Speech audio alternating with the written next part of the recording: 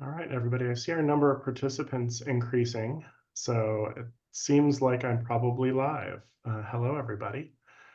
I'm Kevin Miller. I'm the Director of Research and Policy Analysis at Independent Sector, and welcome to the 13th Annual Symposium on Public Policy for Nonprofits.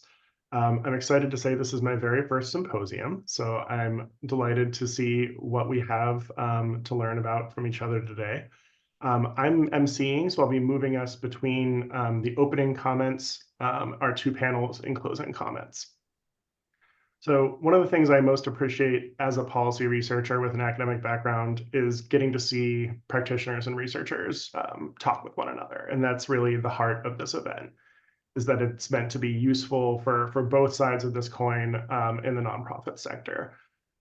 We want to make sure that we're strengthening ourselves by sharing information, sharing research findings with practitioners, sharing real world experiences from practitioners to researchers. And so thank you so much, everyone, for being part of this conversation today, both presenters and also audience members. We're asking the leaders of our sponsoring organizations, Independent Sector, Arnova, and the Nonprofit Policy Forum to briefly say a few words. And we're starting with Dr. Akilah Watkins, CEO of Independent Sector. So, Akilah? Thank you so much, Kevin. Hello, everyone. It's great to be with you all today. I'm Dr. Akilah Watkins, President and CEO of Independent Sector. Independent Sector is the only national membership organization that brings together a diverse community of nonprofits, foundations, and corporate giving programs working to strengthen civil society and ensure all people in the United States thrive. We're thrilled to continue co-hosting the annual Symposium on Public Policy for Nonprofits with the Association for Research on Nonprofit Organizations and Voluntary Action, or Arnova, and Nonprofit Policy Forum. Arnova is a diverse community of scholars, educators, and practice leaders who work to strengthen the field of charity, nonprofit, and philanthropic research to improve society and human life. Nonprofit Policy Forum is an open access academic journal that publishes original research and analysis on public policy issues and the public policy process critical to the work of nonprofit organizations. Today's symposium is designed to explore key questions and issues related to public policy affecting nonprofits and philanthropy. We'll also look at what additional research is needed to create better policies to strengthen nonprofits and to help ensure all people in the United States thrive. This event is centered on building bridges between the academic and practitioner communities. Today's speakers include researchers and practitioners who are exploring public policies at the federal, state, and local level. This year, our theme for the 13th Annual Symposium on Public Policy for Nonprofits is Nonprofit Civic Infrastructure, a recipe for a thriving nation. We believe a nonprofit sector that is healthy, trusted, and equitable is essential to building a nation where all people thrive and democracy flourishes.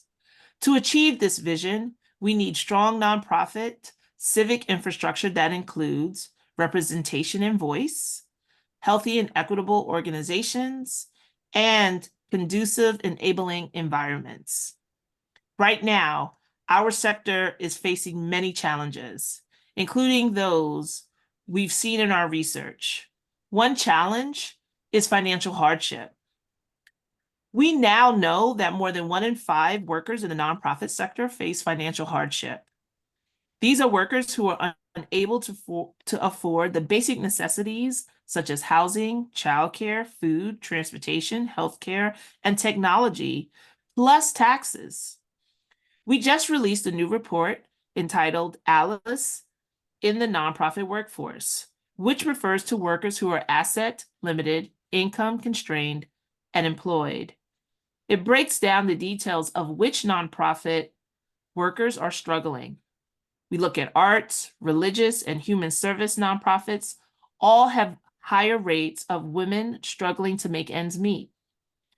All of us should be able to meet our basic needs, and the critical work of nonprofits should be a pathway to prosperity for the communities that nonprofits serve and for nonprofit workers themselves. Another challenge our sector faces is advocacy. Nonprofits are advocating considerably less than they did 20 years ago, leaving our power on the table. Our research shows that this is due in part to limited knowledge, resources, and capacity to do the time-consuming work of advocacy. Another factor is the difficulty of advocating while navigating a charged political environment that makes it harder for nonprofits to work productively with federal, state, and local governments and agencies. Trust in nonprofits is higher than that for most other entities in American society, like the government and the media. But the public is less certain that they trust nonprofits when we engage in public policy and advocacy work. That said, we also have opportunities. We can build trust in our sector by engaging with our communities and by communicating our shared values. Several of today's presentations focus on community engagement and how we can build authentic and productive relationships to strengthen our work. We can engage thoughtfully and deliberately in advocacy and civic engagement because advocacy is a critical function for our sector. Independent sector is working with nonprofit leaders to build strategies and tools to improve the ability of nonprofits to advocate for themselves, for ourselves, to advance our missions, and to amplify the voices of the communities we serve. We vocally support policies that facilitate our sector's important work. We can build better infrastructure for data and tools that can be shared to advance the work of our sector, which we'll also hear about in today's presentations. Together, we can write a true and nuanced narrative for our sector, sharing why we do what we do while strengthening the programmatic work we do that has an impact on people's lives. I look forward to learning with you all today. At Independent Sector, we like to extend a sincere thank you to the teams at Arnova and Nonprofit Policy Forum. This event is a year-long undertaking, and it wouldn't be possible without your hard work and dedication. We're stronger with you than without you, and so is the sector. I'd like to introduce Dr. Alan Aberson, co-editor-in-chief of Nonprofit Policy Forum and professor and director of the Center on Nonprofits, Philanthropy, and Social Enterprise at George Mason University. I'd also like to introduce Dr. Lynette Cook, executive director of Arnova. Alan and Lynette are going to kick us off by sharing how our partnerships strengthen the nonprofit sector through events like this symposium and other joint ventures. Thank you all. Alan, would you like to go first? Sure. Thanks so much, Akila. It is a huge pleasure to be co-hosting this symposium with Independent Sector and Arnova, two wonderful partners and even fun to work with. I have been, I think, maybe one of the few people here who has been to just about all the symposiums. I remember going to the first one back in 2010. And as Kevin mentioned, it's really a terrific opportunity to bring two important communities together, the research community and the leadership practitioner community. The event started as a Arnova event, I think, and Independent Sector joined as a co-host several years ago, and Nonprofit Policy Forum was thrilled to be able to join as another co-host last year. At the same time, our partnership, that is Nonprofit Policy Forum, has been really pleased to be able to have published papers from the symposium going back in time. So while we became official co-sponsors just last year, we've really been part of the effort going back quite a few years and continue to look forward to publishing the papers from this symposium after the symposium is over and after authors have gotten a chance to revise and revise their papers. You can find, in fact, you can find papers from previous symposia on the Nonprofit Policy Forum website. We're an open access journal, which means anybody can access the journal for free. And so papers from previous symposia are on the website, available to anyone, as will papers from this symposium. I am excited about this year's theme of infrastructure. I may be only a handful of researchers who have written on infrastructure. Would love to invite more people into this space. It's an important space. Infrastructure is what helps to strengthen the rest of the nonprofit sector. Includes associations like Arnova and like Independent Sector, which are really concerned with strengthening the sector. So it's I think a important, timely, understudied topic. So I'm thrilled that we're devoting this year's symposium to that. With that, let me turn things over to our other co-host, Arnova, and its executive director, Lynette Cook. Lynette? Thank you, Alan. And hello, everyone. On behalf of the Board of Directors, the staff, and the members of Arnova, welcome to this symposium, and thank you each for being here. One of Arnova's 3 strategic priorities is to build external relationships to enhance contributions to knowledge, practice, and policy in the nonprofit sector. I can think of no better way to focus on that priority than this partnership with Independent Sector and the Nonprofit Policy Forum and this symposium that we've created together. Together, we are better able to leverage our collective resources and advocate for research support, for knowledge-based policies and practices, and intellectual exchanges like the one we're about to have today. I encourage each of you, whether this is your first time or your, like Alan, 13th time joining the symposium, to engage fully. Ask questions, offer your insights, share your perspective and your experience. We will all be better off as a sector for your participation. I'm grateful too for the amazing presenters sharing their insights today. How fortunate we are to have such thoughtful and intelligent folks who are willing to share their expertise with all of us. Finally, remember later when we're wrapping up, make sure you capture contact information for our 3 organizations so that we can continue this conversation and continue this important work. Thank you so much. Enjoy the symposium. Kevin? Thanks, Lynette and Alan and Akila. I'm going to lay out the agenda in a little bit more detail for everyone so people know the structure of today's event. I do want to take just one more moment to thank all of our presenters for being part of this. I also want to thank all the people who submitted submissions for proposals for this event and weren't selected.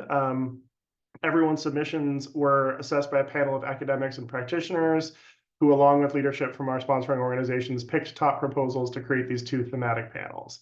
We're very happy to share what we have time to share with you today, but we're sad we didn't get to include even more papers. So thanks again for everyone who submitted. And if you are thinking about submitting in future years, I encourage you to do that.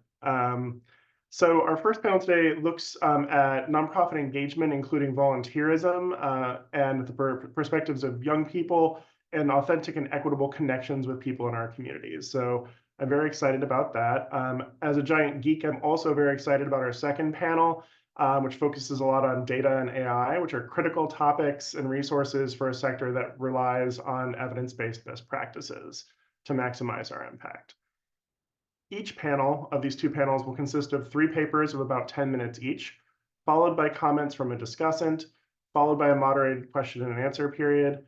Again, we encourage everyone in the audience to ask questions in the Q&A feature in Zoom, whether those questions are clarification questions that the presenters can respond in the Q&A function there, or if they're bigger conceptual questions that we might have time to talk about during our Q&A discussion periods. Lastly, after both of our panels are done, we'll wrap up by quickly talking again about how you all can stay engaged with our organizations and on these topics.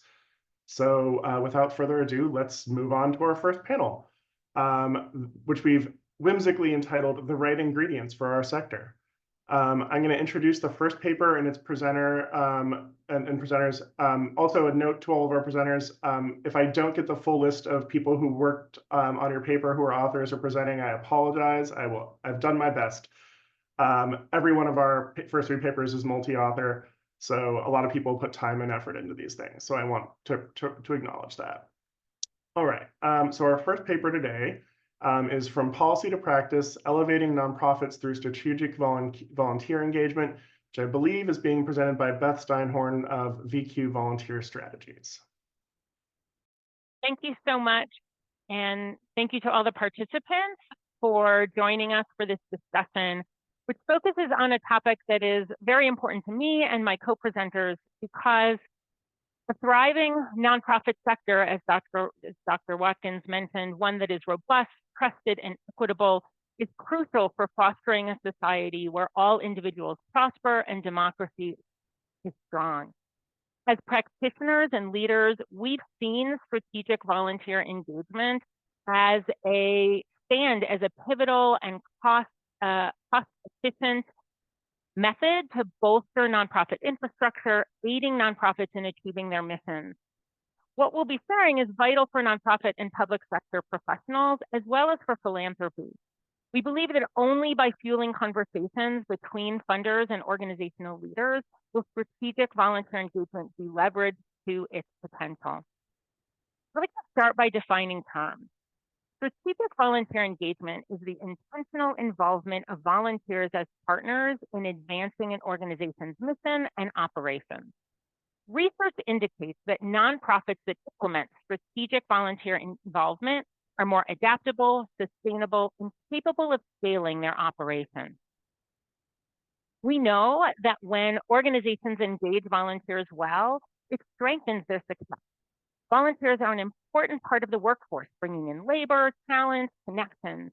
We know that people who volunteer donate more financially than do non-volunteers, and most donate where they serve. Volunteers can be fervent ambassadors, helping to bring the organization into the community and people into the organization.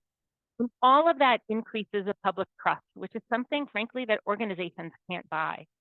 So volunteers are a critical strategy for organizations. Nonetheless, such benefits require investment. Engaging volunteers requires time, expertise, planning, adequate resources, and a well-crafted strategy.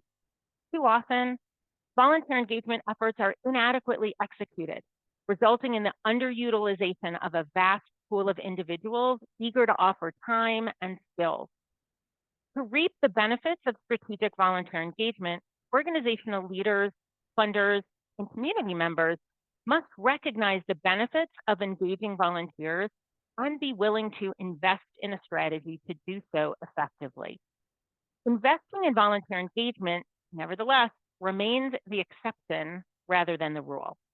There are success stories, and I'm pleased to be sharing with you today 3 in hopes of inspiring you to make the case for increased investment, whether through internal budget allocations or from external grants and donations, and ultimately to advocate for new policies to support the practice of strategic volunteer engagement. Today, I'm joined by Kyra Esgate and Michelle Raymer, and I'm also representing Carmeet Bullman, who is unable to join us, but I also work on that project in Minnesota. Each has played a pivotal role in these stories, but due to time, I'm going to be giving the overview, and I encourage you to direct questions to them during the Q&A, as they will be able to provide answers based on their vast professional experience and co-authoring of these stories of success. So I'll start with federal funding. The Volunteer Generation Fund is a program of the Corporation for National and Community Service operating as AmeriCorps. It was established by the bipartisan Edward M. Kennedy Serve America Act in 2009, and it's designed to strengthen the nation's volunteer infrastructure, our theme of the day, to address pressing community needs. The goals of the Volunteer Generation Fund, VGF, are to assist the state's nonprofit, faith-based, and civic organizations by expanding and improving the capacity of such entities to engage and deploy volunteers for critical services. Today, VGF remains the only federal funding source dedicated to building volunteer engagement capacity. While VGF is authorized for up to $100 million annually, it's currently funded at $8.56 million a year. It's subject to the congressional appropriations process and debate. Even with less than 10% of its fully authorized amount, VGF grantees implement, support, and empower volunteer engagement strategies on a wide scale. The flexibility of VGF is one of its greatest strengths, allowing grantees to respond to local needs swiftly, even in times of disaster or challenges like the pandemic. In Louisiana, for example, VGF has assisted in expanding the state's disaster volunteer capacity.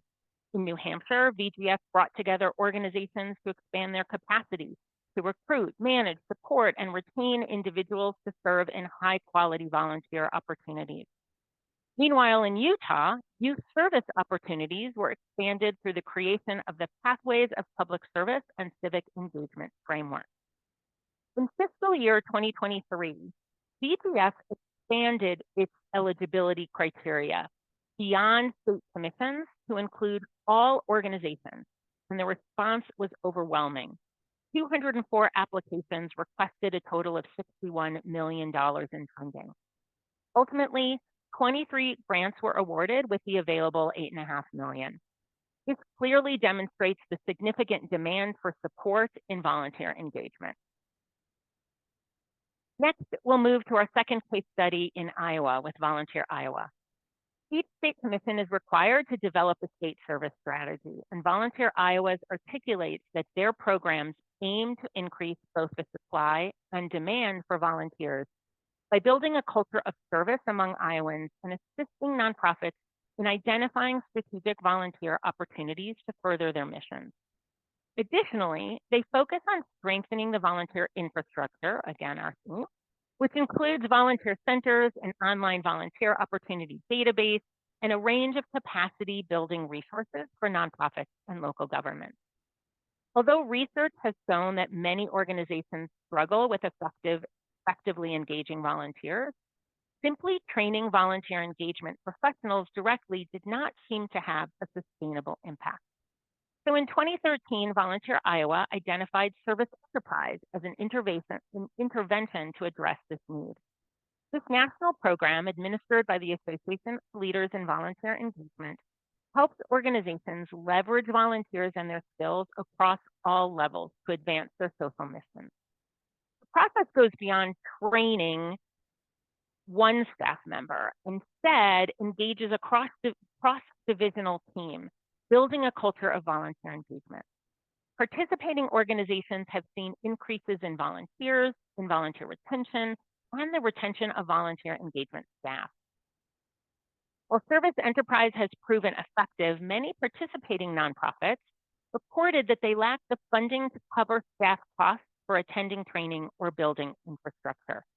So in response, Volunteer Iowa secured funding from AmeriCorps and developed a Training Plus Implementation funding effort in 2023. The approach combines an assessment, training, and coaching with funds to cover some of the participation and implementation costs. The model has also been implemented with another statewide initiative supporting cities and municipalities and the state's Youth Service Board initiative. These approaches have reduced barriers and increased organizations' ability to implement new strategies, resulting in more opportunities for volunteers to serve and an increase in the number of volunteers. Finally, we move from Iowa to Minnesota for an example of state-funded grants. The Minnesota Alliance for Volunteer Advancement, MAVA, is an independent organization that's long advocated for the power of volunteerism to address pressing community needs. MAVA has recognized the challenges of recruiting and supporting volunteers, particularly outside of the large metro areas where many nonprofits are under-resourced. MAVA leaders set out to advocate for state legislative funding to support volunteerism as a strategy to address community needs and to back that support with funds. funds to pay for infrastructure like staffing, technology, and training that's so necessary for effective engagement. 7 years of networking and persistence finally paid off when the volunteerism bill passed in 2023, allocating nearly $200,000 to MAVA to initiate the Greater Minnesota Volunteerism Grants Program, enabling MAVA to distribute sub-grants to nonprofits that aid underserved or vulnerable populations in Minnesota's rural areas. The response to the funding opportunity was noteworthy. 49 organizations applied for a total of nearly $2 million. After assessment by a review committee, 8 organizations were selected to receive grants ranging from $16,000 to $40,000. Yet the remarkable response to the funding opportunity is yet again a testament to the need, this time even for modest support for infrastructure to facilitate effective engagement of community members. A noteworthy through line to our other examples: demand feeding supply. Strategic volunteer engagement is a proven pathway to elevating nonprofits and increasing their impact, but it can't be effectively achieved without adequate resources. And there's still work to be done to close this funding gap. Fortunately, success stories at the state and federal level provide strong examples of the potential impact. Such support is vital to address community needs. But change can also occur locally. In fact, it's these local stories that will help demonstrate the need to state and national leaders. Resources such as the one you see here on the screen can help you advocate for investments in volunteer engagement infrastructure, creating even more stories of success and impact. Thank you, and we look forward to your questions in the Q&A or via email through our contact information. Great. Thanks so much, Beth. That was great. We'll move directly into our next paper so we can stay on time.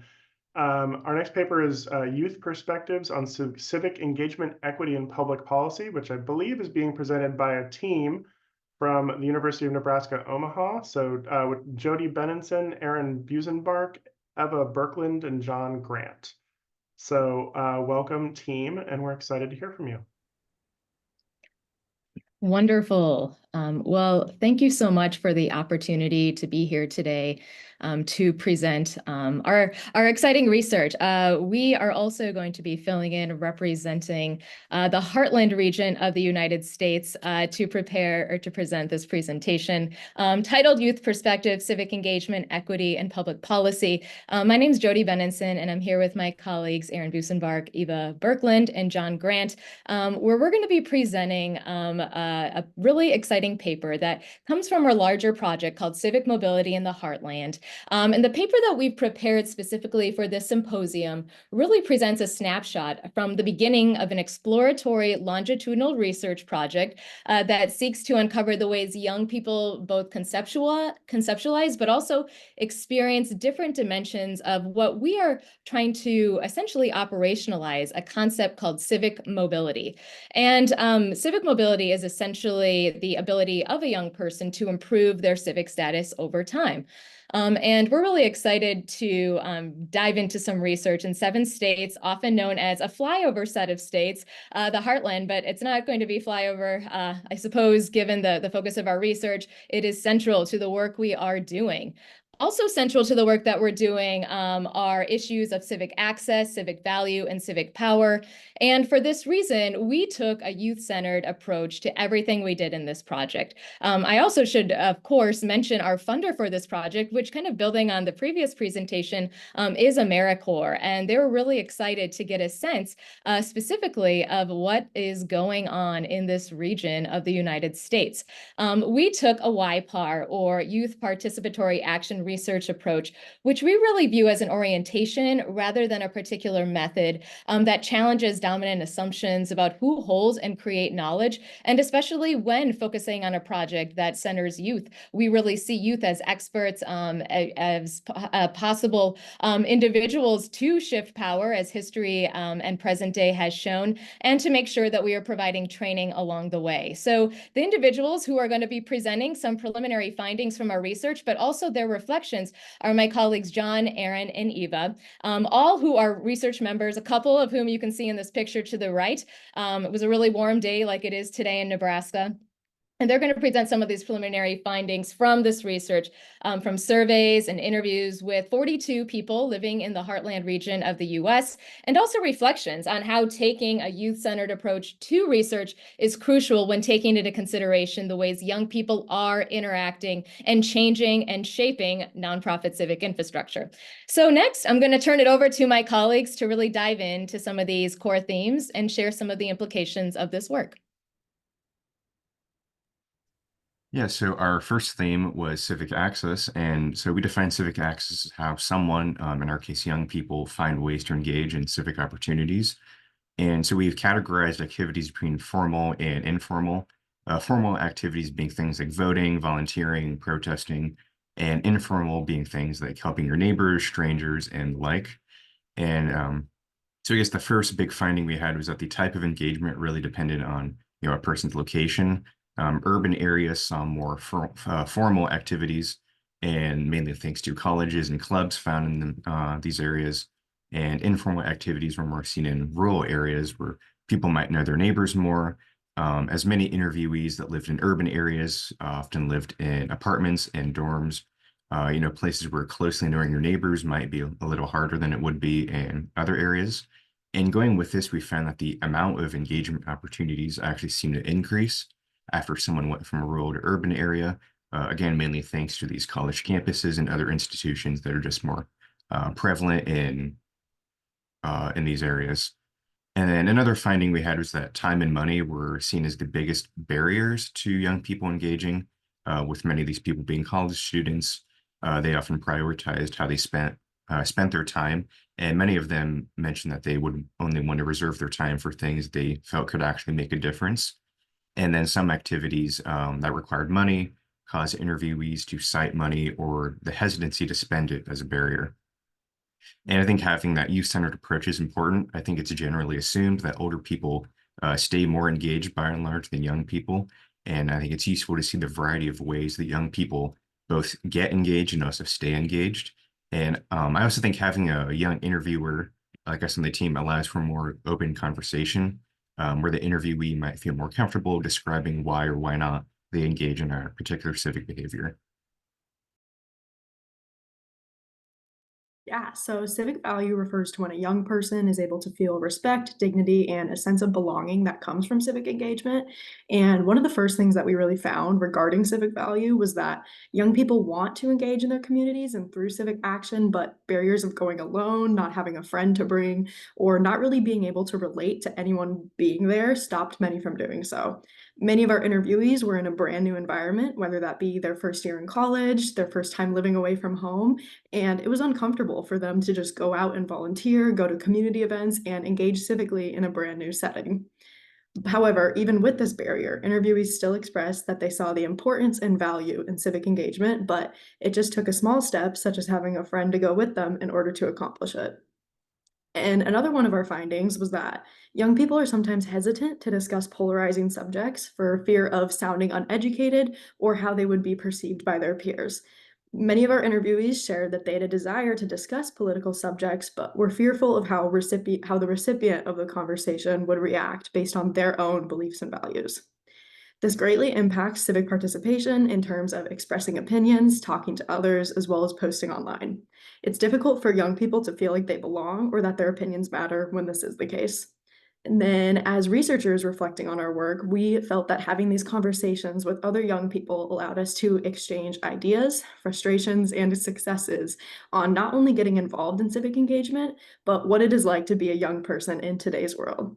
Through these conversations, we felt a sense of understanding and hopefulness that our generation will be a catalyst for positive change in areas of civic engagement.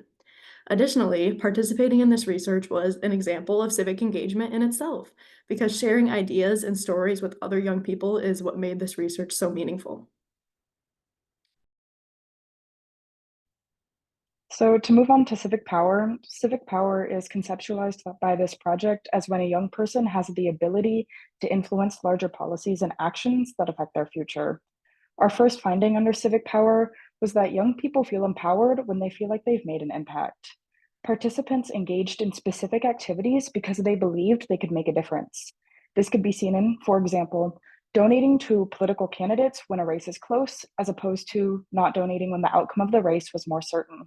It could also be taking action such as boycotting or donating when they believe it will make an impact.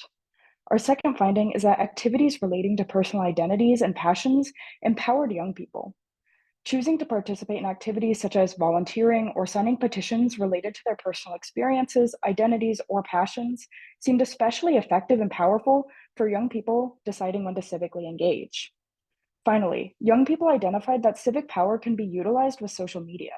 Specifically, young people recognized the impact that a single post on social media could have, because the post could be seen by hundreds or thousands of people, including friends or family members who could be affected by their post.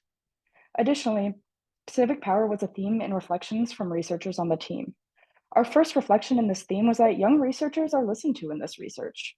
Often young people are dismissed and told that they don't understand the world because they are young, which can instill a sense of powerlessness for young people and lead them to perhaps not trust their knowledge and experiences. By listening to the perspective of young researchers, instead of dismissing young people as naive, can help bring new perspectives to projects and empower the young person involved. Our second reflection was that young researchers develop insight into their generation's civic life. Building an understanding of the way others participate in civil society and being able to share and incorporate that insight can be empowering to young researchers throughout their life. Additionally, researchers experience an elevated sense of belonging to their peers as they connect their experiences to others.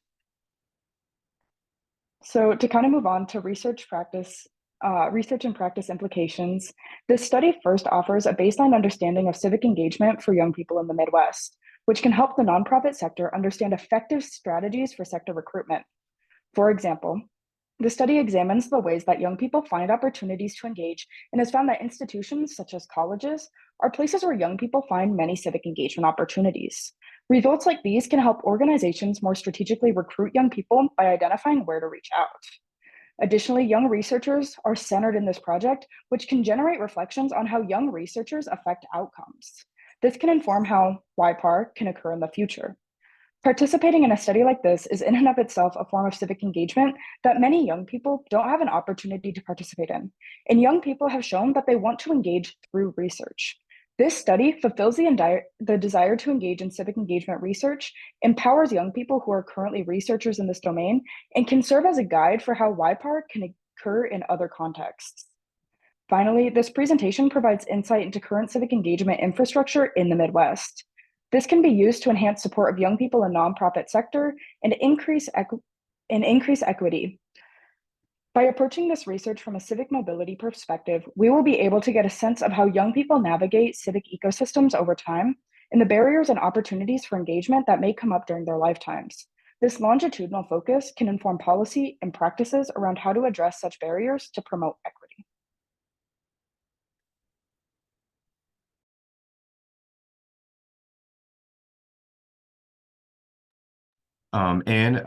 We are currently in the process of recruiting people, more volunteers for another round of interviewing. So if you know any young people who want to participate, or you know people with other connections with young people, you can reach out to us at civicresearch@unomaha.edu, or a phone number 402-554-2396. So if you want, you can take a picture of that if you want, and then reach out to us. And looking for people in the Midwest, and interviews last at most an hour, and participants get a gift card for their time. Thank you so much for tuning into our presentation. If you have any additional questions, feel free to reach out to us via email. Great. Thanks so much, all. That was great. And I appreciate the teamwork vibe. Our third paper for this panel is Shifting and Sharing Power to Persons with Lived Expertise Through Equitable Process, Intentional Preparation, and Authentic Skill Building in Nonprofit Public Policy and Advocacy. I believe it's being presented by Joshua Kogan from Away Home America. Hi, thank you, Kevin. Good afternoon, everyone. I'm Josh Kogan. I'm the Director of Public Policy with Away Home America. I'm also joined today by Marcella Middleton, Karan Lafayette, Destiny Wiley-Yancey, and Evelyn Bagley as we co-authored this article together. Away Home America is a national organization dedicated to transforming systems through public policy to prevent and end homelessness for Black, Indigenous, youth of color, and LGBTQIA+ youth on a path to housing justice for all. At Away Home America, just as the title suggests, one of our core principles is the shifting and sharing of power to youth and young adults with lived expertise of homelessness or other youth-serving systems. We believe that centering lived expertise is essential to transforming the way nonprofits engage in public policy and advocacy efforts, which is the foundation of our article and presentation here today. To level set us, we define lived expertise as the experience or experiences lived leading up to and involving system change, whereas lived experience is defined as having an experience or experiences or knowledge in a system that one relies on to navigate and access resources critical to further their life journey. Though Away Home America focuses on youth and young adults, we invite you to translate these working definitions to the populations your organization serves and advocates alongside. For the rest of our presentation, each co-author will briefly walk you through the three main sections of the article, and then Marcella Middleton, Away Home America's CEO with lived expertise and fellow co-author, will close us out. With that, I'll pass it on to one of our co-authors, Evelyn. Thank you, Josh. So today I'll be talking about one of the key mechanisms for shifting and sharing power with people who have lived experience, such as myself. And that mechanism is creating an equitable process. Overall, we ground this work in the history of the lived expertise movement, which has been driven by Black, Indigenous, and other communities of color. Deeply rooted in oral history, this movement has shaped the civil rights, feminist, and disability rights movements, and is now being applied to issues like homelessness, addiction, and mental health. The lived expertise movement continues to advocate for the recognition of diverse forms of knowledge, aiming to place lived experience on an equitable footing with other predominant practices in academia, research, and policymaking. At Away Home America, we incorporate lived expertise by partnering with consultants like myself, who bring their real-world perspectives to the policy process. As a member of the youth policy team, I work closely with Away Home America's policy staff to shape and implement our national collaborative policy strategy. Together, we're really working toward a vision of housing justice for all, with a focus on ending homelessness for Black, Indigenous, and LGBTQIA+ youth and young adults. When implementing such collaboration, we stress the importance of best practices, including fair compensation and ensuring proper credit for contributions. Now I'll pass it to Karan to introduce our next section. Thank you. Thanks, Evelyn. So I'll be going over intentional preparation within our work.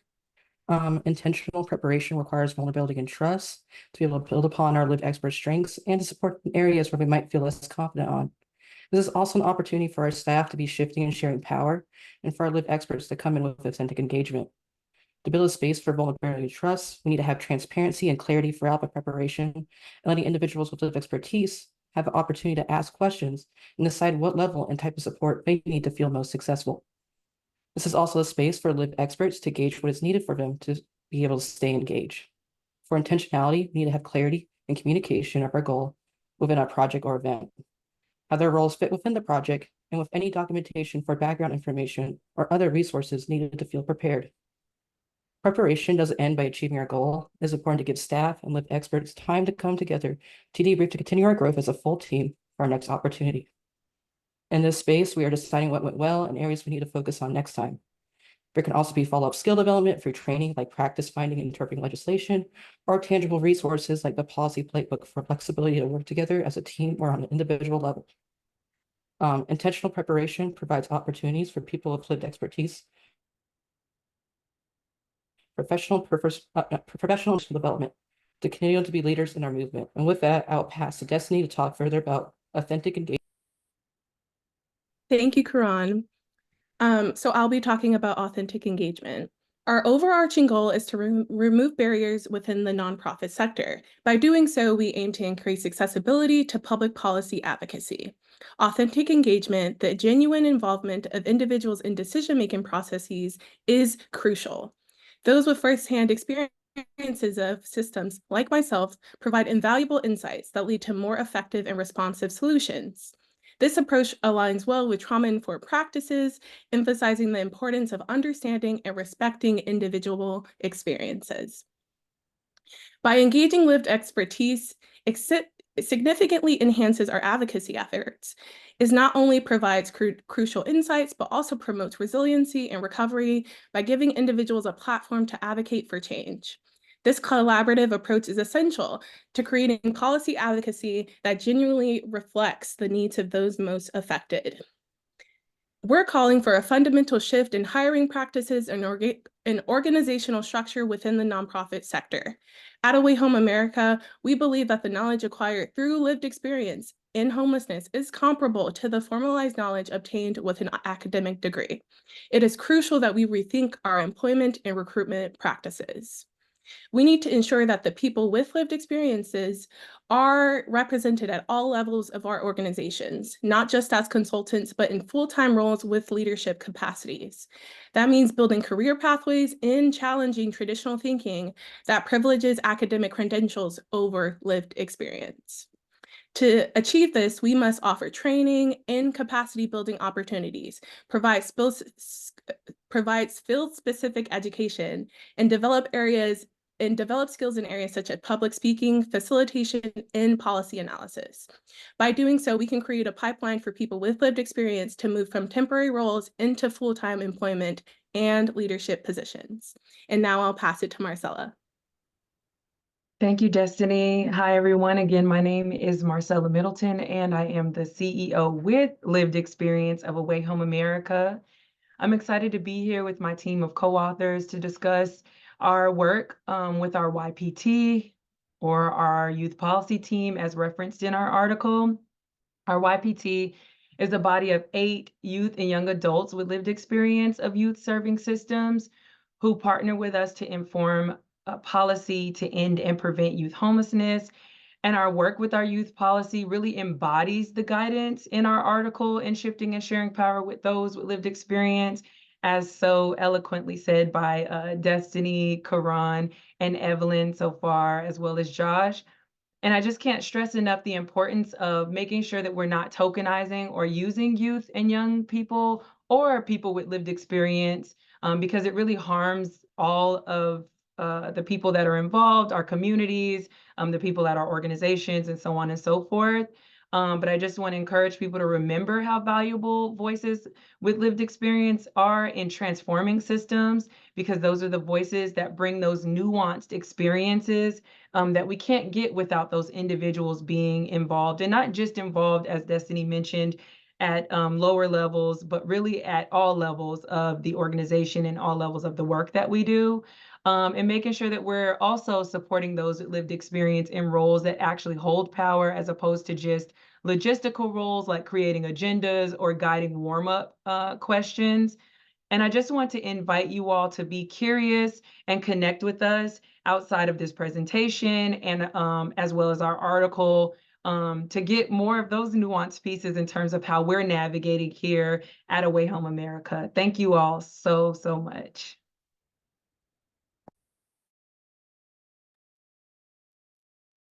Great, thank you. That was fantastic. Also, I want to thank our 3 panelist groups for, against all odds, being a minute under on our time tracking as a group. Anyone who's ever been to an academic conference can know that 3 presentations that collectively come in a minute under is practically some kind of breaking the law of physics or something. I don't know. So thank you. So we're next going to move on to our discussant, who's going to talk a little bit about the 3 papers and what they have in common, some of the common themes. Our discussant today is Lindsay Torrico, who's Senior Vice President of Bank Community Engagement at the American Bankers Association and Executive Director of the ABA Foundation. She previously directed public policy and advocacy at United Way Worldwide, and she has been deeply involved with committees and boards at independent sector as well as at other nonprofit organizations. So Lindsay, I'm excited to hear your thoughts. Okay, no pressure. Well, hi everyone, and those are difficult acts to follow. Thank you, Kevin, and good day. It's wonderful to have this opportunity to connect and talk about how do we shape the nonprofit sector and better meet the needs of the communities that we all serve. And there's some exciting ideas here, so I'm really honored to dig in to some of these and share my quick thoughts and 2 cents on what this means for the sector and what are the opportunities to really move from great ideas to action and scale this work across the sector. So a couple thoughts. One thing I want to share is that my background is, like many of you, I have been in the trenches of the nonprofit sector. I've had my battle scars working in small, scrappy nonprofits, large national nonprofits, and now I work at a foundation. And so for me, there were two really important fundamental questions that were top of mind as I was listening to the presentations. One is this an idea that's going to accelerate change and impact in the nonprofit sector? And the second question was, is this feasible? Is this an idea that nonprofits at all levels can implement given the competing priorities, the limited bandwidth, the very few resources that many of us have at nonprofits? And I think listening to the presentations overall, the good news is I could answer yes to both of those questions for all of the presentations. I heard a lot about co-creation of solutions, shared power, systems change. I think all of these words give me hope that the sector is moving in the right direction and is laser focused on what are the bottom-up strategies that are going to really make an impact in the communities. So I was inspired and encouraged by what I heard. But let me share a couple of high-level thoughts with you all, and then a takeaway for each of us on what does this mean for each of us in the seats that we sit in. You know, first on the strategic volunteer engagement presentation, I really liked that they made the case for why strategic volunteer engagement matters. I think often volunteer engagement is seen as a nice to have and not a strategic imperative. And so talking about the benefits for the nonprofit and doing this work and obviously the benefits for the community is really critical in making the case for that. Second, I appreciated that they outlined some of the challenges that nonprofits face in creating strategic volunteer engagement programs, particularly the fact that, you know, nonprofits are under-resourced, that we're facing a nationwide decline in volunteerism rates, and that often these programs can be short-sighted or they're just focused on the one-time activation that doesn't really move the needle in communities. And so appreciated all of the things that they highlighted in those areas. I think there's one area that I would have loved to hear more about, which is what are the solutions and approaches for nonprofits in states that are not supportive of investing in volunteer engagement. I heard a lot of great examples about state advocacy and getting state funding for this work, which is great, but not all of us are in states that are amenable to that. And so what does it look like for a small nonprofit or even a large nonprofit in a state that doesn't have that as a lever? And what are the other ways that nonprofits can look for funding opportunities to support volunteer engagement? On the second proposal on youth perspectives on civic engagement, I love the youth energy. I think the project itself was really innovative in that it focused on youth civic engagement by engaging young people in civic engagement through the methods they used in the research. And so I just love that meta aspect of it, and the fact that they were actually practicing what they preached and bringing young people, young researchers into the project. I think the findings were really insightful, and would have loved to dig in a little bit more into those findings about the challenges and the opportunities for engaging youth in civic engagement. But I think they were all really fascinating. And the other thing I think was great about this project is that it focused on a group that we often don't hear about, which is young people in the Midwest. I think this is a group that has unique challenges that's different from young people in urban communities. And so to have that focus in on that particular community, I think was really interesting and brought a new perspective to this work. One thing that I think they could have delved into a little bit deeper is, what does this mean for nonprofits? How do they translate what their findings into the larger nonprofit sector? And what does it mean for all of us in doing our work to better engage young people in various different processes, particularly in research, but in various different ways into our work? And so I would have loved to hear more about sort of how do they translate into the larger sector. And then finally, shifting and sharing power with lived experience. I really appreciated they were very practical about how do you engage lived experience in advocacy. I think often we talk about this theoretically, but we don't talk about what does it actually look like. And there's certainly opportunities with this, but there are challenges. And they talked about the challenges around tokenism, which is real, entrenched power structures within nonprofits, the emotional impact that it can have on people that are sharing their experiences is something that we all need to be cognizant of. And so I appreciated that they brought that to light. And I appreciate that they had a call to action for all of us in the nonprofit sector to look for ways that we can shift power, even starting with our hiring practices and our organizational structures. So that is a call to action that's convicting, I think, for all of us. One area that I would have loved to hear more about is really sort of what's the ROI for engaging these voices in advocacy. I think, again, we all intellectually, morally agree with it, but it's sometimes hard to make that case, especially if we are in an organization that uses more traditional advocacy strategies where just the lobbyists go on the Hill.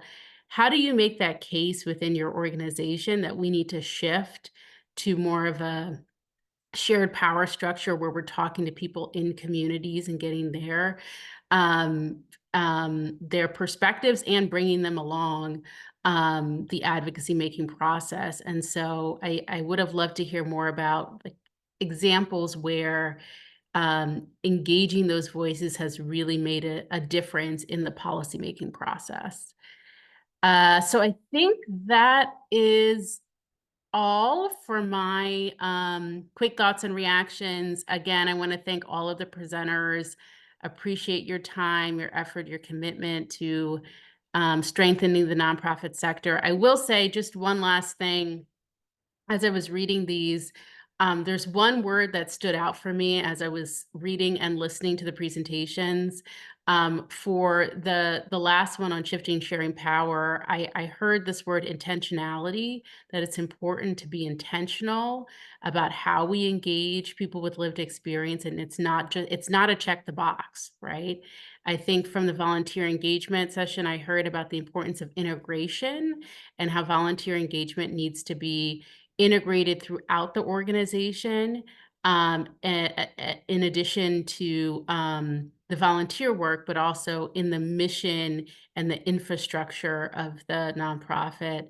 And then in the youth perspectives, I really heard empowerment, the importance of looking for ways that we can bring in these voices and also empower them to be part of creating the solution. So I'll stop there and turn it back over to Kevin. Great. Thanks, Lindsay. Folks, keep questions coming. I've seen we've got some answers already in here.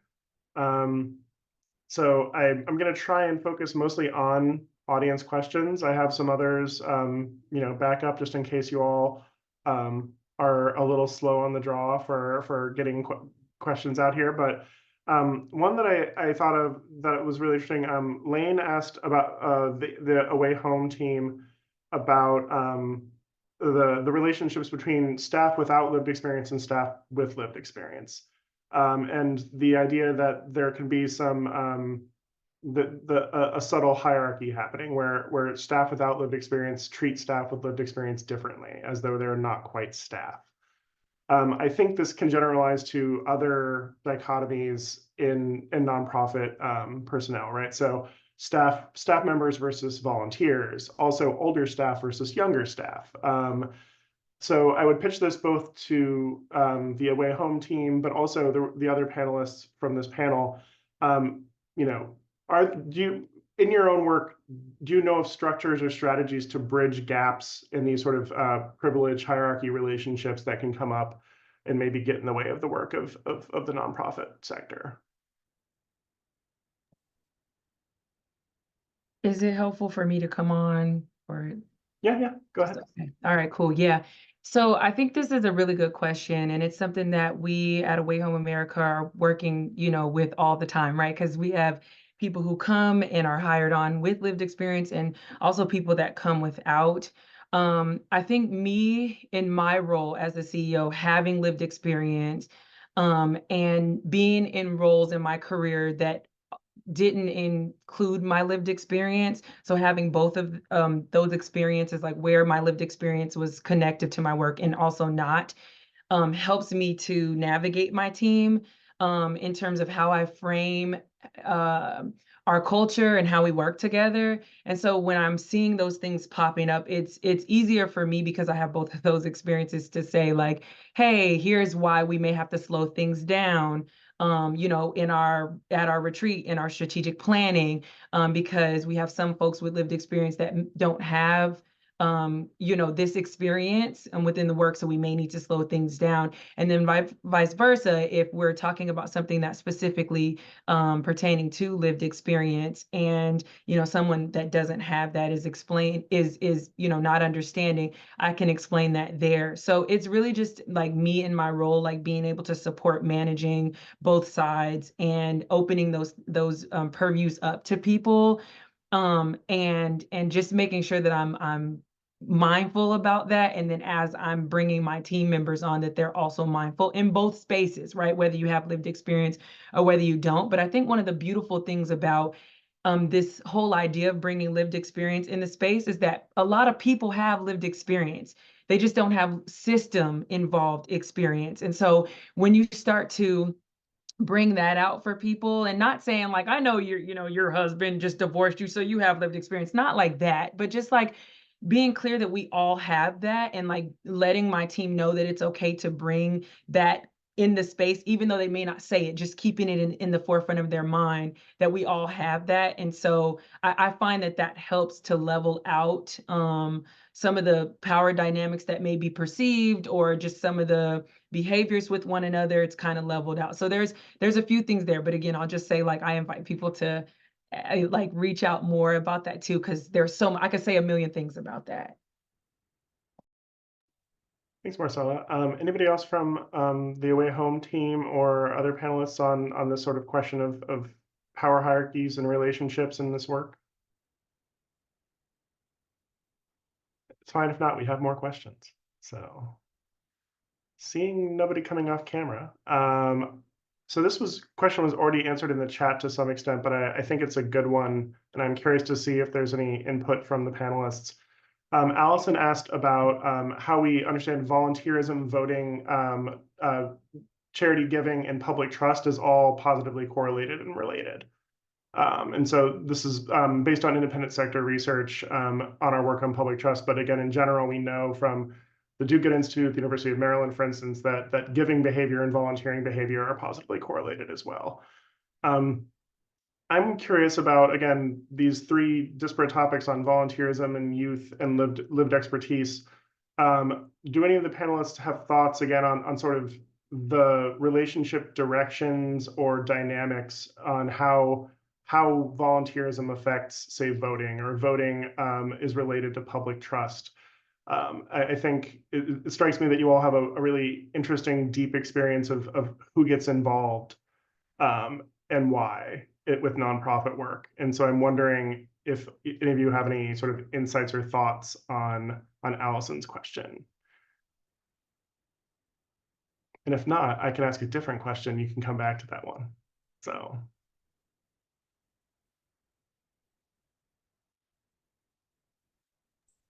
Yeah, I'll maybe indirectly answer that. So as you mentioned, I think there's a lot of research out there that shows those positive correlations. And I think part of the question in there is there a way to use that argument to increase investment? And I think that lends itself to Lindsay's question too of, okay, so there are examples of states that are investing in volunteer infrastructure and volunteer engagement. What about the states that aren't? How do they advocate for that sort of funding? And a recent study by the Do-Good Institute interviewed and surveyed both funders and senior leaders to ask both about why they do or don't invest in volunteer engagement. And the senior leaders reported, you know, we would love to get funders to invest in our volunteer engagement, but they don't, so we don't ask. And the funders have said, you know, we would absolutely invest in volunteer engagement, but that's not something nonprofits are asking for. So I think there's a little bit of a disconnect there, and part of it is then just, you know, talking about it and stating that that's the need, and stating it in a case that outlines that, you know, investing in volunteer engagement and isn't investing in a volunteer program instead of investing in feeding people. Investing in volunteer engagement is going to help that organization feed more people and address, you know, a lot of the other issues around hunger and create advocates and donors. And so making sure that that message of that true impact and what funders are investing in when they invest in volunteer engagement, having that case to make can help bridge that gap a little. Great, thank you, Michelle. Anyone else on this question of these complex interrelationships with you know, the positive cycles of you know, volunteerism, donations, activism, etc.? Okay, we can always come back to it, or you can drop it in the Q&A if you have more thoughts. So here's a question that I came up with personally. So I did a word search, and your three papers collectively use the word engagement 97 times. So I feel pretty confident that engagement is a strong theme for this panel. So, but you know, the broader theme for today's symposium is infrastructure. So I'm curious if you can tie engagement and what engagement is, what it means, how you define it, and how it's foundational to what the nonprofit sector does and why.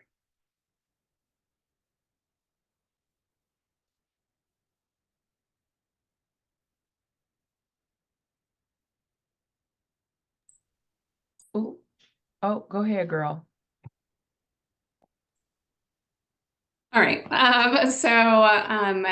As Beth mentioned earlier, in Volunteer Iowa, we often talk about our work as building volunteer infrastructure, because we see that, you know, effective volunteer engagement doesn't just happen. It needs that investment, and volunteers or nonprofits are really driven by people and relationships, and which requires engagement. And so that engaging volunteers really helps to strengthen nonprofits, strengthen that infrastructure that exists in so many different capacities in order to make the work happen. Marcella, and then Beth. Yeah, thanks, Kevin.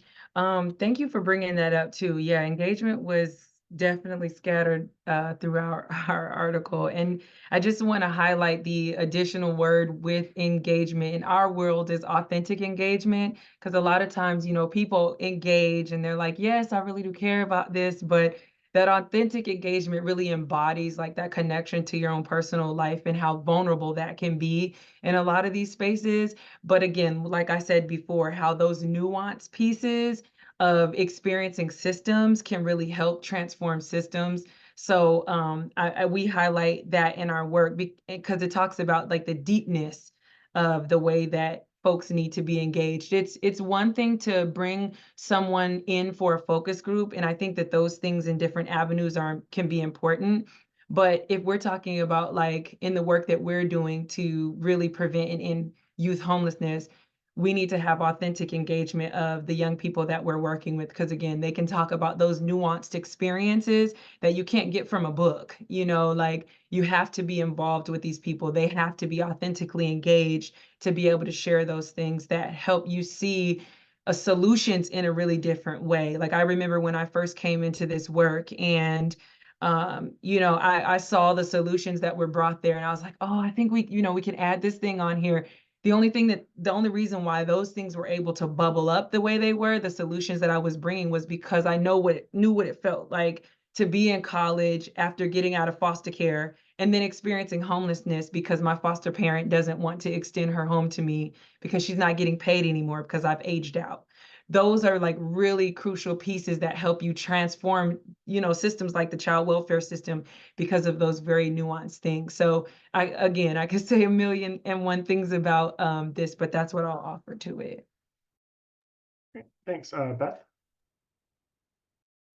Yeah, I'll build a little on what Michelle was talking about as well, that there's a lot of different ways to view engagement. Obviously, in our paper and our presentation is focused on volunteer engagement. There's broader community engagement and membership engagement for some organizations. But engagement to me is really about the combination of meaningful action and a relationship with mission, a relationship with community, with other people with whom you're serving. And ultimately, meaningful engagement is a help organizations. Your question is, how is it foundational for nonprofit work? It's at the heart of nonprofit work because it's what enables our organizations to achieve mission. It helps us steward our resources more effectively in that it is a resource multiplier. Examples we gave, are that volunteers are more likely to donate than non-volunteers. They can bring in resources and access to networks. It increases equitable access to services by bringing in voice from the community and enhancing the quality of services by creating better relationships with individuals who are benefiting from the services. And as we touched on in a couple different ways throughout, all of us touched on, it builds trust because there's community voice in the organization. And that's what separates nonprofits and most public organizations from others. So that's how I'll toss that in for consideration as well. And I'll turn it over to the next person. Great. And Ava, I believe you are next. Yeah, kind of to repeat what other people have said while answering this question, engagement is so deeply tied to infrastructure. And like, for example, our study on civic engagement really focuses on how people interact with the infrastructure that is currently available to them through seeing barriers to civically engaging, but also where they find opportunities, specifically through formal institutions and through civic infrastructure in their region or in their city.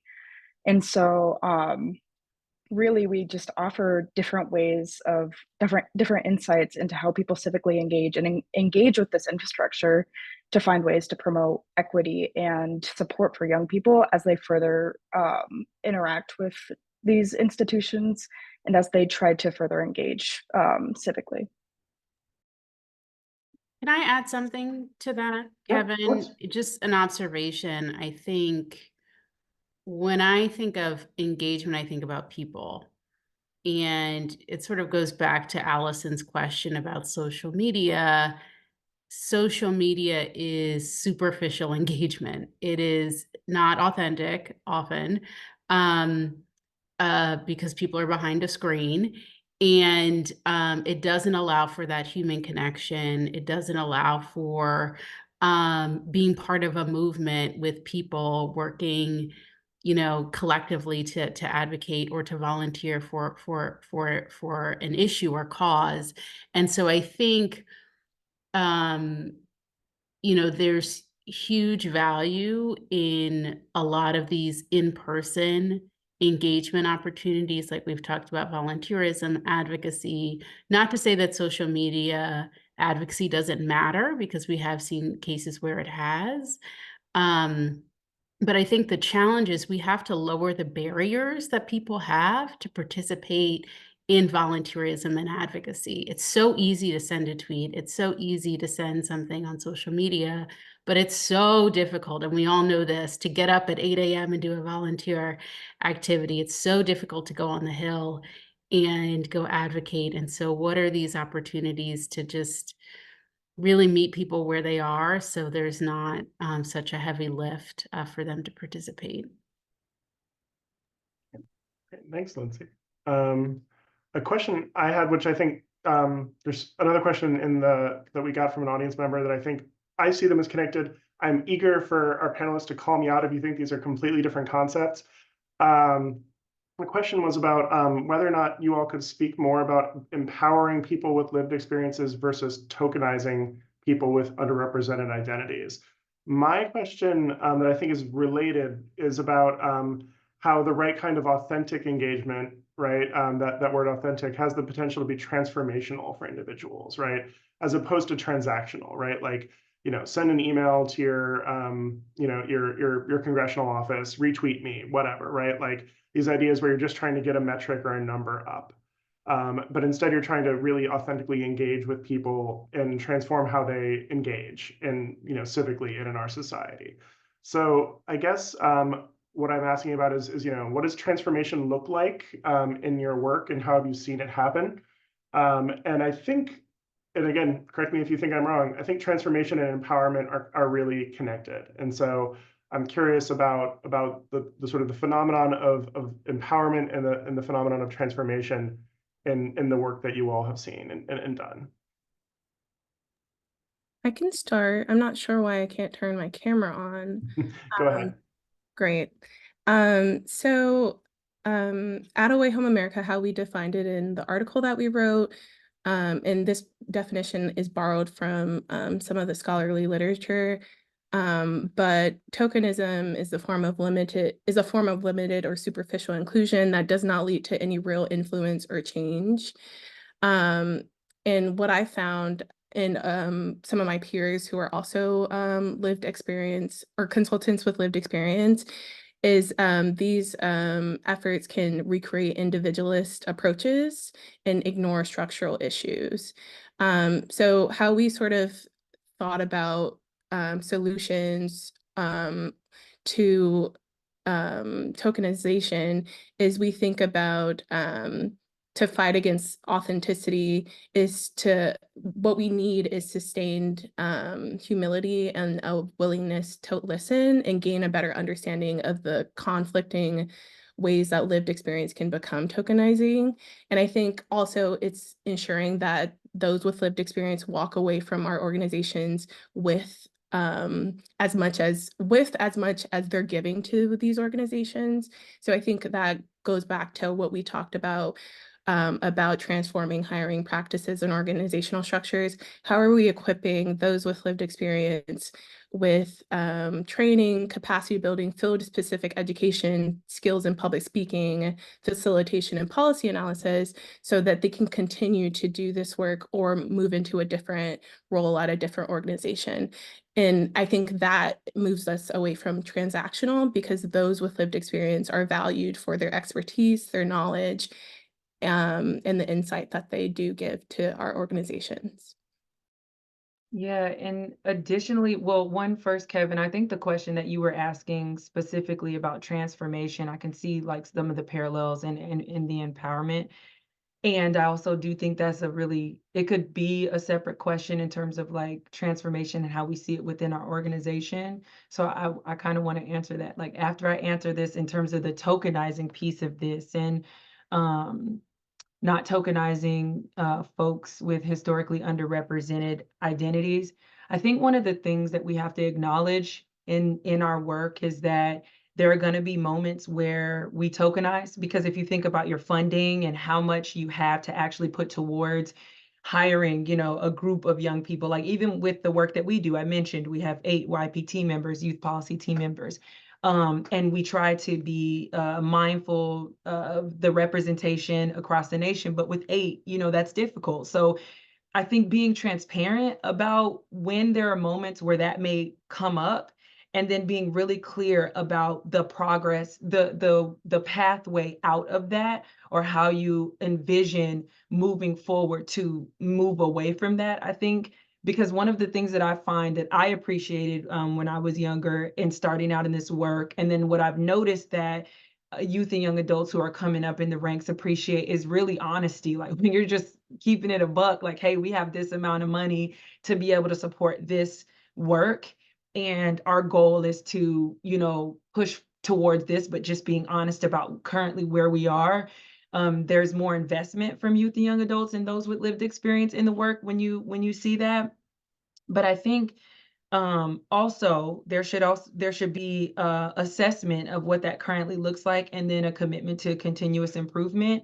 And at Away Home America, we have guidance that's attached to a toolkit that has an assessment that helps you assess where your organization is at in terms of shifting and sharing power. And that helps you identify some of those pieces that come off as tokenizing, and create experiences of tokenization or transactional relationships. And then it also helps you to, like, once you've identified it, work through a plan to get out of that. So we're offering that, and I encourage folks to stay connected to our work to see when we'll, you know, share all that information. But yeah, I think those things are really, really valuable. Is just be authentic about it. Just be real. Hey, this is how this is showing up in our work, and this is our plan to move forward, or either partner with folks with lived experience to think about how you can progress out of that space. Thank you, Marcella. Yeah, I wanted to just highlight that last point you said about hiring, because I think often, ideally, our nonprofits are diverse, and we're constantly being intentional about bringing in new talent, diverse talent, but that's not always the case, particularly in rural communities. And so how might a nonprofit that doesn't have that in-house lived expertise or lived experience gain that through working with nonprofits, to leaning on consultants? I think it's really, really important to identify there are opportunities to lean on other organizations that have that expertise.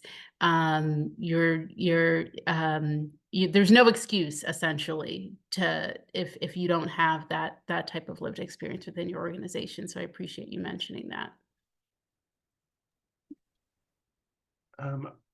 Here's another question that I proposed to the panelists a little bit before the symposium today, but I'm curious about, in addition to anything you've already shared, what is a piece of advice you have for a researcher, or a piece of advice you have for practitioners based on your work?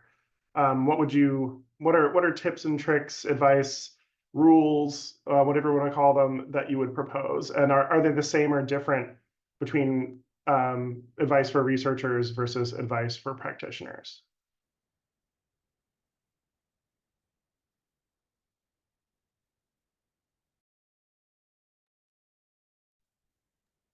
I'd be happy to take a stab at this one. So I would say probably advice for researchers, as a young person myself and working with all these young people that we are interviewing, is something that I found really helped make my interviewees kind of more comfortable with the conversation and talking about things that might not have worked well with their civic engagement practices and things like that, is kind of sharing my own experiences and making it more of like a comfortable conversation, rather than kind of like an authority figure of a person like asking questions and just doing that, and kind of creating an open conversation, especially because a lot of our interviewees, we plan on reaching back out to them and seeing how their levels of civic engagement have changed over time. So making it a casual conversation between two young people, I think, has really helped us, and we've been able to get some answers that we wouldn't otherwise get just through like a survey. Great, thanks. And anything for practitioners in particular, or you just had the one for the researchers? It's fine if you just got the one. Just the one for the researchers for me, but if any Okay. of my other team members have anything, they're welcome to chime in.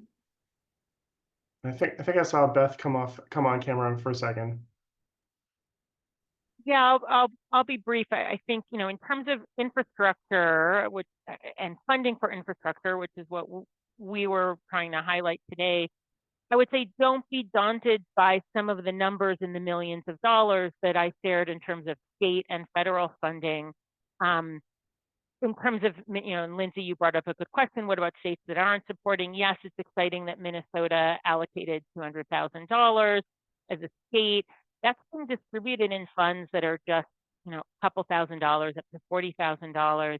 And as Michelle mentioned, it's important to ask local funders or organizational leaders to reassess and reallocate current budgets to be able to make small investments. And so for both practitioners and for researchers, one of the great things out of the Minnesota project is that we're able to really gather data on how even small investments yield significant returns. And that's an important case-making piece for sustained funding and infrastructure, as well as inspiring organizations in rural areas and elsewhere to be able to leverage volunteer engagement, even if considered under-resourced, to be able to extend those resources and make a big impact. So don't be daunted by the big numbers.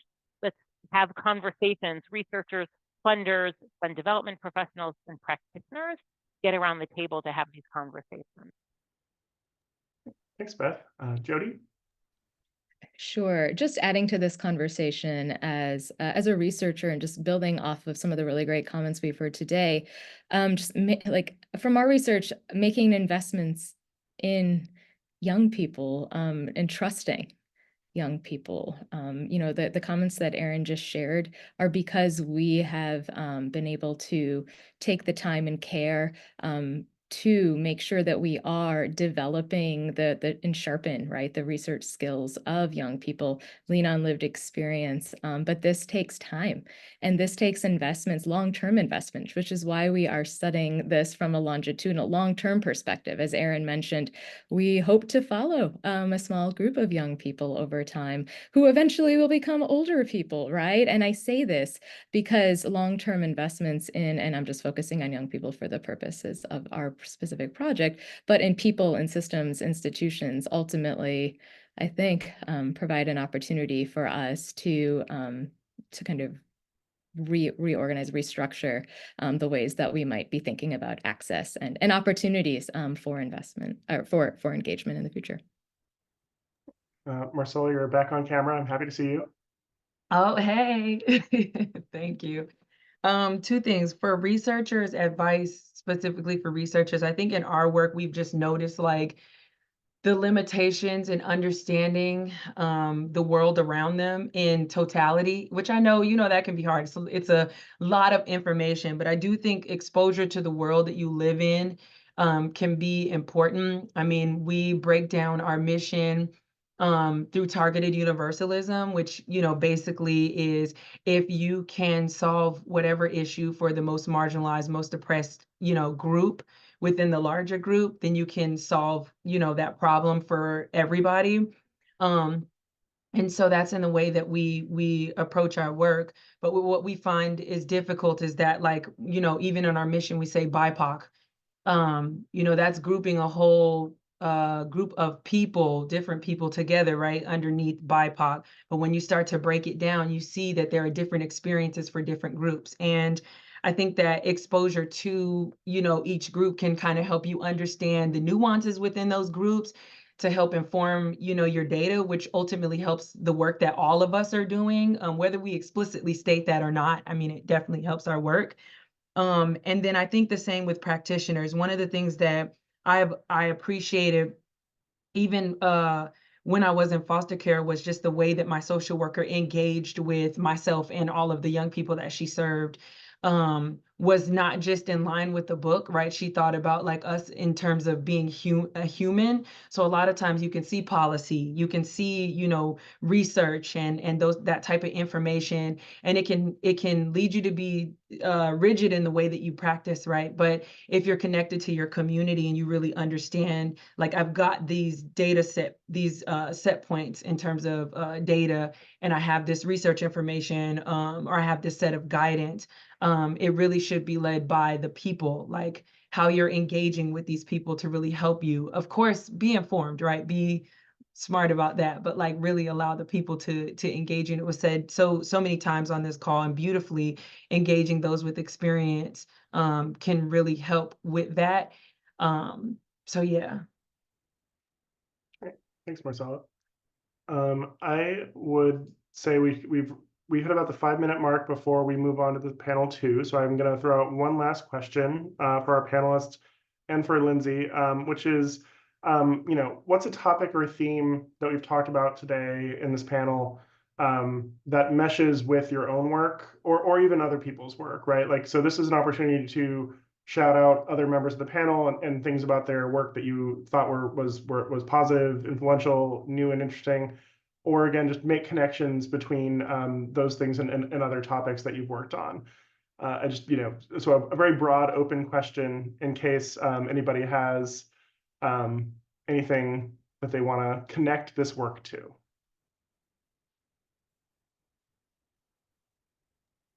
Well, I can start since I'm already off camera. I'll let other folks join. For me, you know, my current role, I work with banks and helping them better serve their communities. And so what really resonated with me in all these papers was the conversations around shared power and co-creation of solutions. I think this is for a lot of companies, especially for banks that are used to a very compliance focused way of doing their community engagement work, that this is groundbreaking, to think about actually trusting people in community to help design the solutions. But it's also something where I think there's a lot of support. It's just there's a need for the how. How do you do this in a way that's not going to cause more friction or fracture trust even further in your communities? And so one of the things that I've been doing in my job recently is we created a community conversations guide for banks, which provides some tips and tools similar to what some of the presenters have talked around authentic engagement, you know, sort of understanding and listening to the community needs, and not being afraid of these difficult conversations, not being afraid of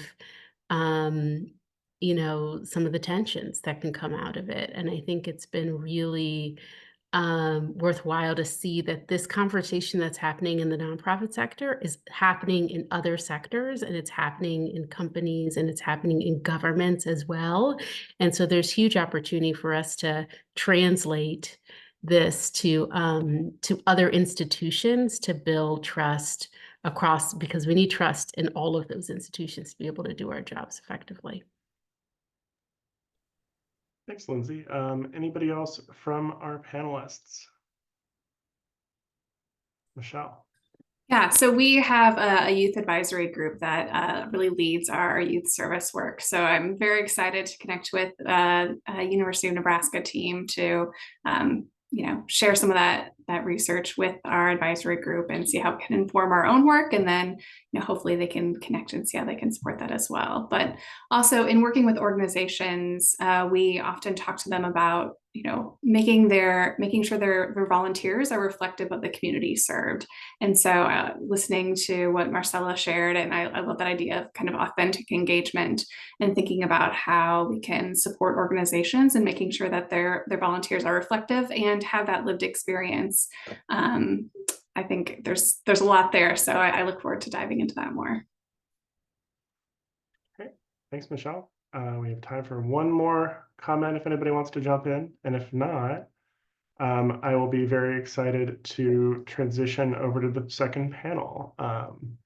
Seeing no one, Yeah, so thank you, all of our panelists. Thank you, Lindsay. Again, and for our audience, we don't have a break built in, so I hope you've all been good stewards of self-care for this 3-hour event.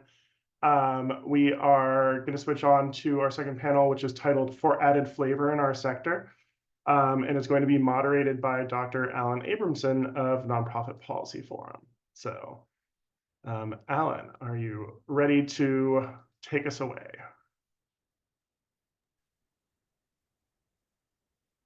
I am ready if somebody, okay, allows me to show my face.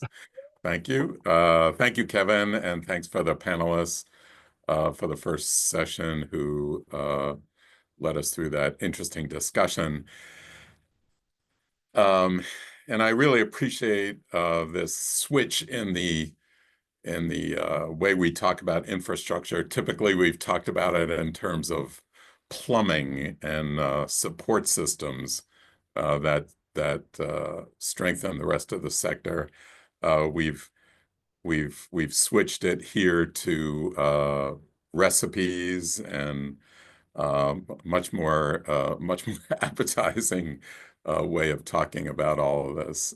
So our second panel, our second session is for added flavor in our sector, and we're going to talk about data, and we're going to talk about AI, which are I would say foundational parts of the infrastructure.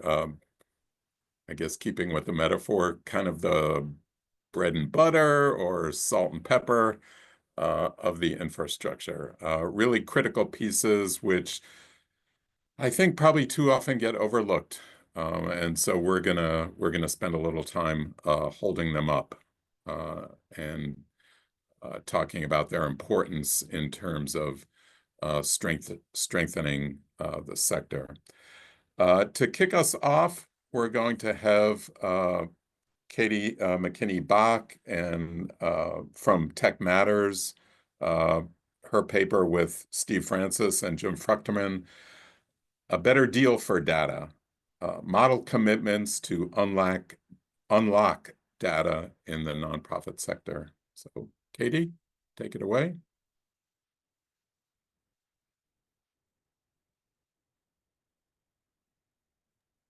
Hello, everybody.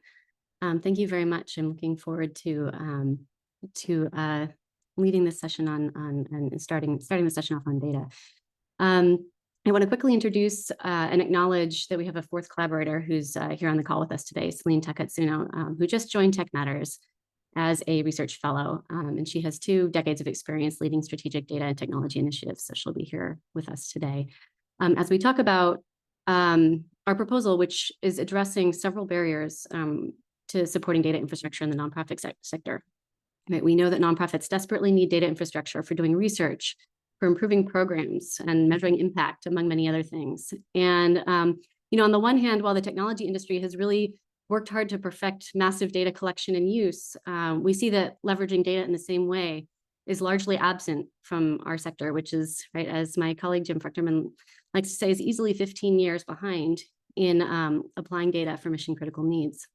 And so we're working from 4 challenges today to hopefully find ways that we can leverage and use data in the nonprofit sector. And the first is silos, right? We know that crucial data that are needed to respond to social problems is often not available for use, right? It's either locked within an institution or at or below the institutional level and are not technically compatible or legally compatible. And this leaves us with a fragmented understanding of complex systems, in some cases in critical moments, right? We've had concerns from funders expressed to us that society is lacking access to data at a critical moment, which is preventing effective channeling of funding to organizations who are implementing climate smart behaviors, for example, the agricultural domain. We need an approach that allows, right, for data integration across organizations. And secondly, what we're seeing is a failure of trust, right? In this critical moment, individuals and communities have lost trust or are losing trust in how their data is being used, right? There are cases of data misuse or data abuse that are fracturing the trust in data, which is creating a barrier to collection. Right? If there's not trust, right, in the organization holding the data, safeguarding the data, there's not going to be sharing, right, of data with that organization. If there's not sharing, there's not use. So we're looking for an approach that generates trust and repairs trust across individuals and communities. Thirdly, sensitive data, right? Nonprofits are often collecting data from people who may be vulnerable, specifically about that which makes them vulnerable. If someone is approaching a social service for a service, they're providing information that might directly highlight what they're seeking, the help that they're seeking. This data can't be shared openly, right? It's not open data without like serious risk of harm to those individuals and communities, or violating privacy and safety norms, right? Or trust norms. And yet this information can still be critical to understanding and developing system solutions. And so what's really needed here is a simple, trustworthy framework to safeguard sensitive information, right, such as PII or other information. And fourth, right, we're seeing a huge increased awareness towards building public data infrastructure and digital public goods. We're seeing a lot of efforts, right? GDPR, the Data Act in Europe's working on this problem. We're seeing stuff arise at the state level. There's not really a clear policy consensus surrounding sensitive data that is collected for and by public and nonprofit organizations, right? What's needed is a consensus-driven and in particular standardized, well-understood method for sharing data across the sector. And so I have a poll. I wanted to take a moment to send a poll to see, for those of you here today, you may have experienced some of these challenges in your work, or you may have experienced working solutions to some of these challenges. I wanted to just send a quick food for thought question as I talk about whether and how you and your institution or organization are using individual or community data. So hopefully that is showing up as I move along.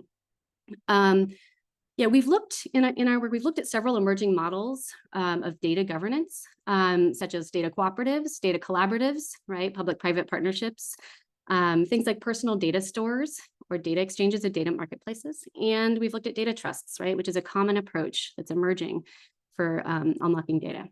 Data trusts, I'll quickly define as a separate legal entity that provides independent fiduciary stewardship over data.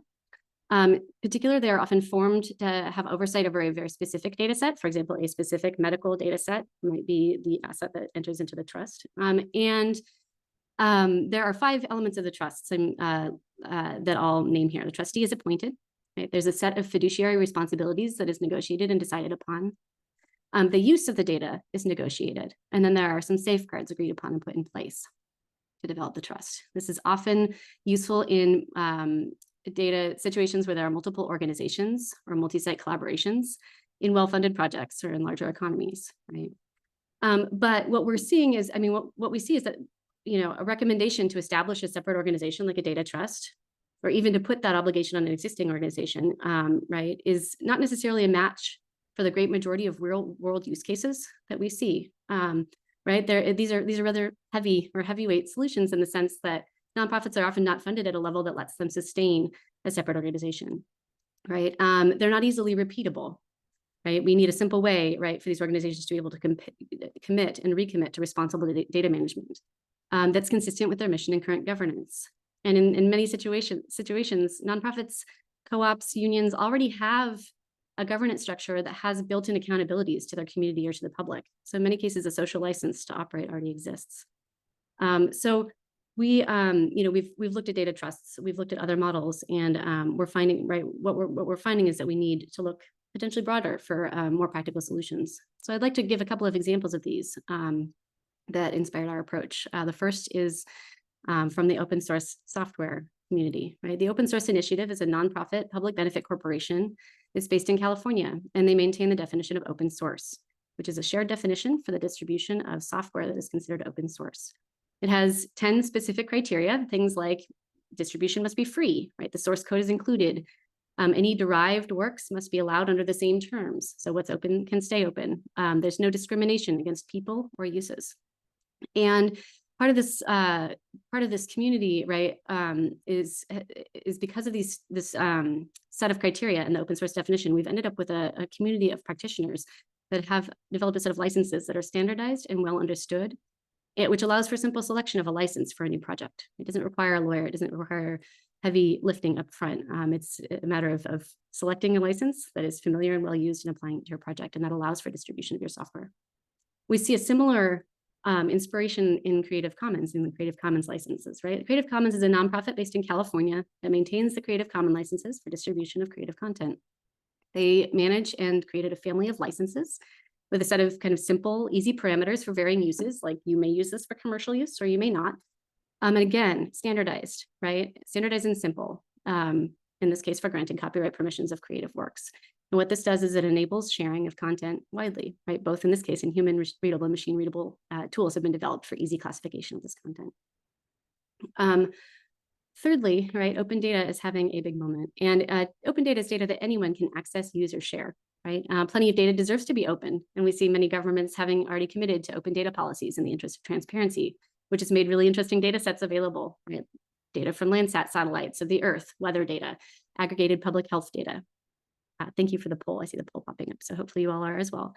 And there are ways to license open data as well. You can use a Creative Commons license to put your data or database in the public domain.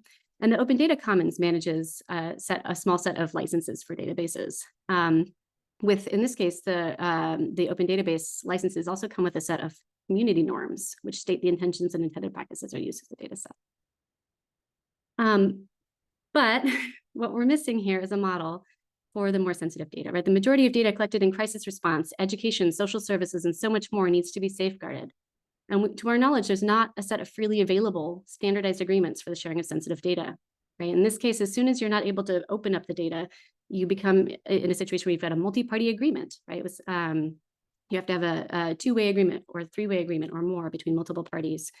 And yet we still see the benefit to sharing this data, right? With secure data sharing with trustworthy organizations, right? Or appropriate derivation of open data sets. This data could more directly be used to benefit communities.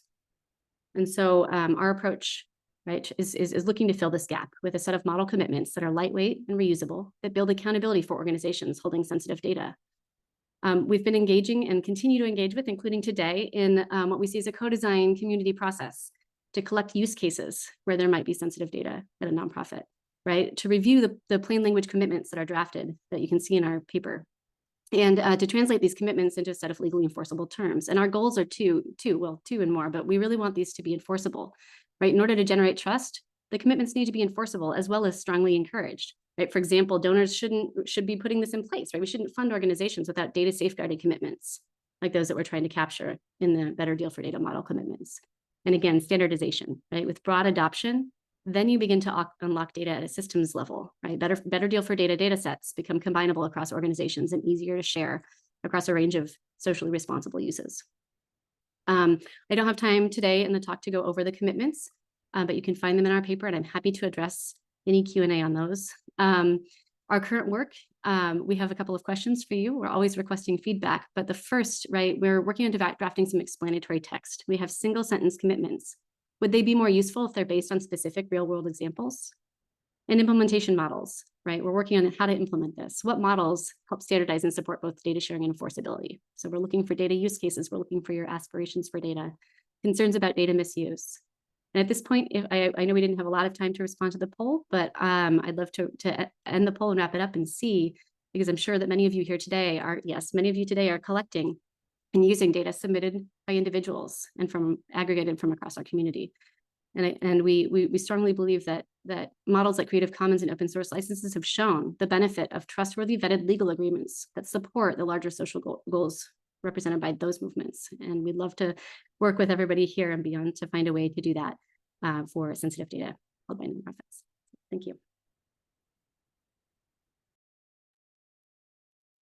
Thank you, Katie. And as in the first session, welcome you, and it looks like some folks have started already. Put your questions in the chat, in the Q&A box, and we'll do our best to answer them as we go along, or to take them up after the speakers have gone, when we should have a good amount of time for Q&A. So again, please feel free to put your questions in that Q&A box. And Katie referred to the papers, her paper, and all the papers should be available to you. I think they were sent out to you in the last week or so. If you haven't gotten them, you can note that in the Q&A. But all the papers are accessible for your reading. Let's turn to the second paper. Samir Khan from Giving Tuesday and his colleagues, Jesse Borns and Woodrow Rosenbaum, have prepared a paper, Leveraging Data for Generosity, the Giving Tuesday Data Commons Model. Samir. Great. Thank you, Alan. And just to the folks on the back end, oh, there we go. I can start my video. I can say words. Great. Can people see me now? That was... Yes. Great. Thanks. Thank you all to the folks that are still here on a Friday afternoon. Really like to thank Arnova, Independent Sector and Nonprofit Policy Forum for organizing this event. Thanks also to Alan and to Jesse, who are going to be walking us through this session. So apologies to all of you who are fans of presentations, but I didn't provide any slides for today's talk, so I hope you don't mind. You're going to have to deal with me talking as a human being. And I also want to acknowledge that our paper is as with the case with Katie's paper, intended to be more of a discussion paper than a presentation of findings. Like Katie, I think we wanted in our paper to talk about data and data infrastructure and why it's important for the types of research and data initiatives that are going to be so crucial to the challenges that the nonprofit sector will be facing. But we wanted to talk about it from a slightly different angle. So maybe I'll start by talking about some of the way that we laid out the paper, why I think this is an important topic. So don't need to tell too many people here that we know that the nonprofit sector is currently grappling with a variety of complex challenges, sometimes related in terms of how we deliver programs, how we serve communities where we are active, but also how we understand and measure how the public supports the nonprofit sector in areas like giving, volunteering, civic engagement, but also how the larger philanthropic sector and funding sector understands the organizations and the causes that they are mandated to support. I'm sure some of you will recall that this week, the U.S. Generosity Commission, which is kind of a multi-stakeholder group that came together a few years ago, released their report about summarizing research on this very topic, about the state of generosity in America. And their findings provide important recommendations for leaders, funders, policymakers to consider, particularly around the need for more data to inform discussions about what levers are available to policymakers and to funders to support greater civic participation. And one point that was made was that even though there are a bunch of statistics that could be cited, there is a lack of comprehensive and accessible data that is preventing taking action on a collective basis. So not just understanding these shifts, but thinking about how what type of data will inform how those shifts get made if we are indeed interested in inspiring more generosity and more stable and sustainable nonprofit sector. So I want to make echo points that Katie made about the problems, about what people who call for the need for data typically say.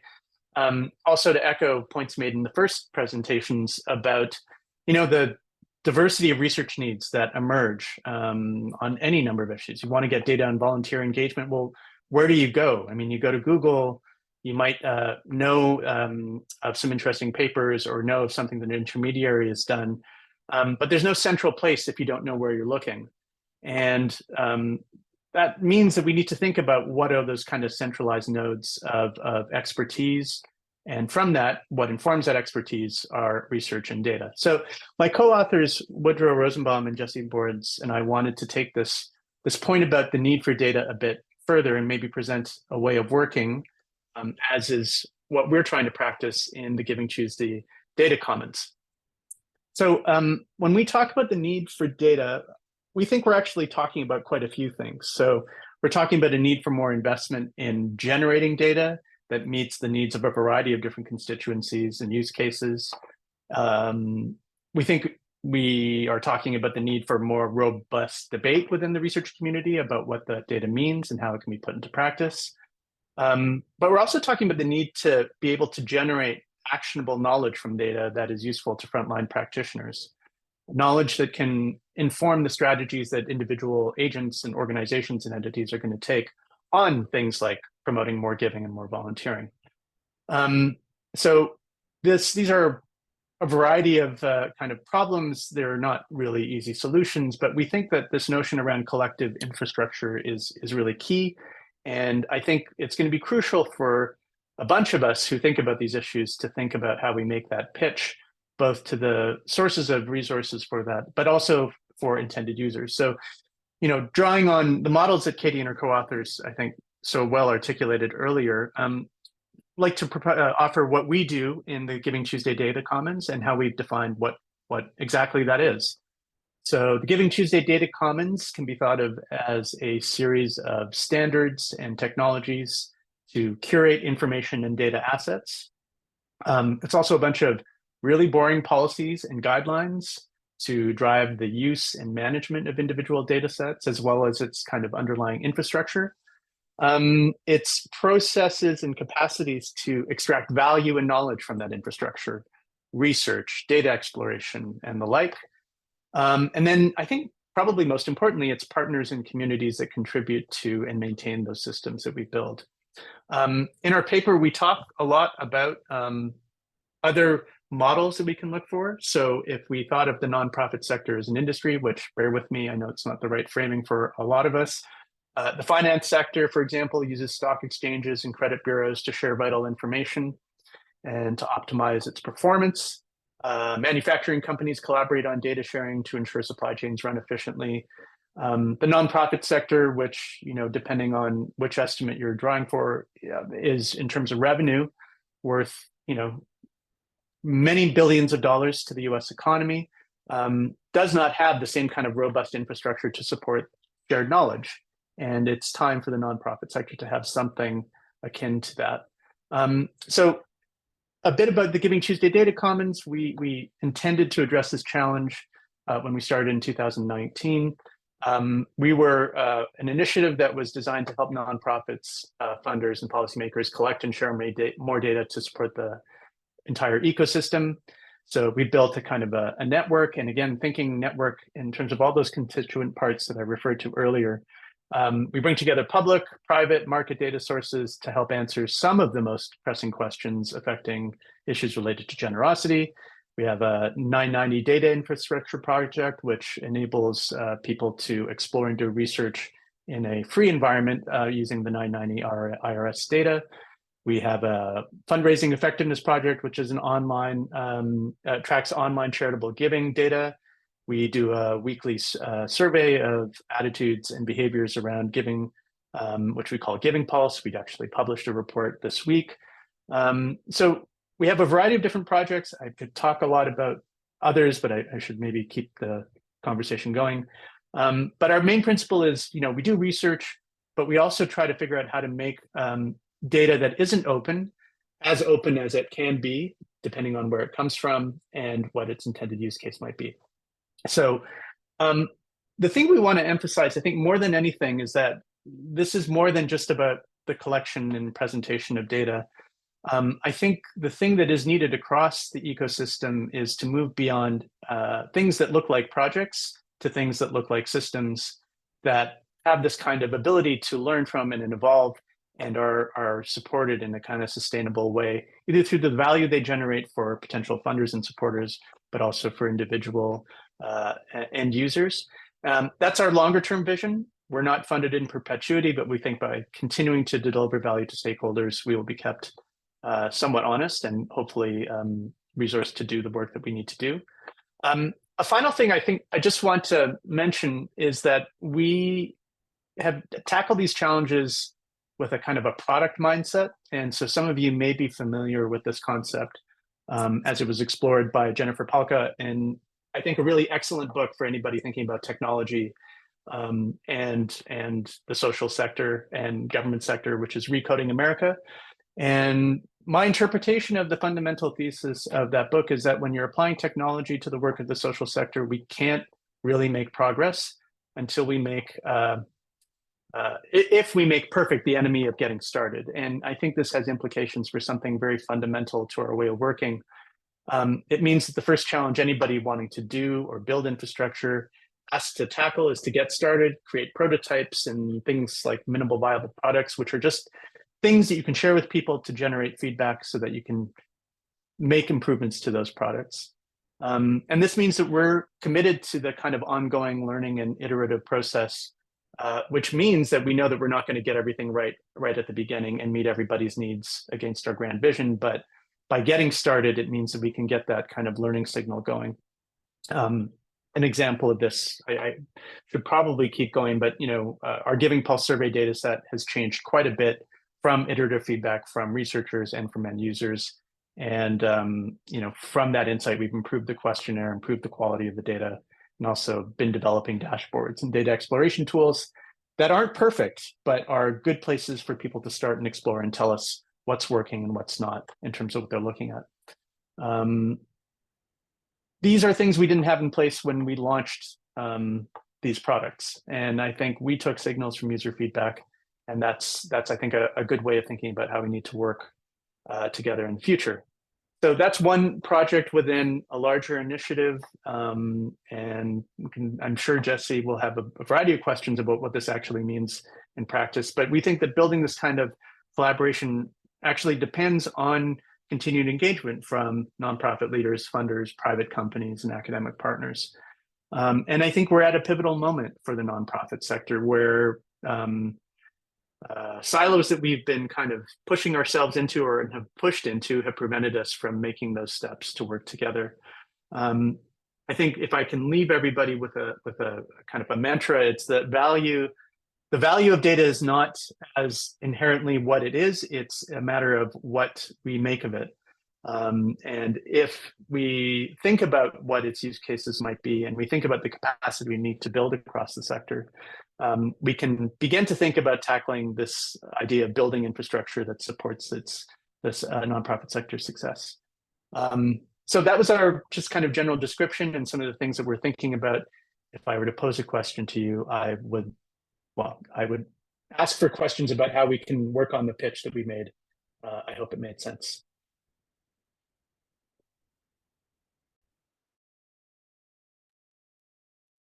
Thanks so much, Samir. And in Samir's paper, there are some interesting scenarios about how data can be used particularly for policy purposes.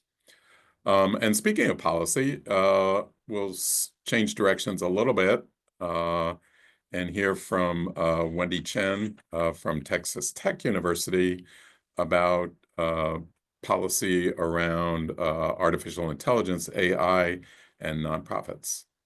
So Wendy, and again, invite you to put your questions in the Q&A box.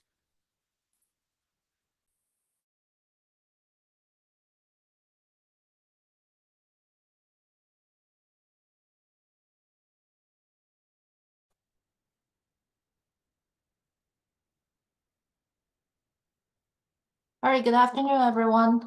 Thank you very much for the invitation to this symposium. My name is Wendy Chen. I'm an assistant professor at Texas Tech University, and it is my first time to participate in this symposium, which I feel is a really great honor. So today's topic that I bring to you is artificial intelligence policies and the nonprofit sector.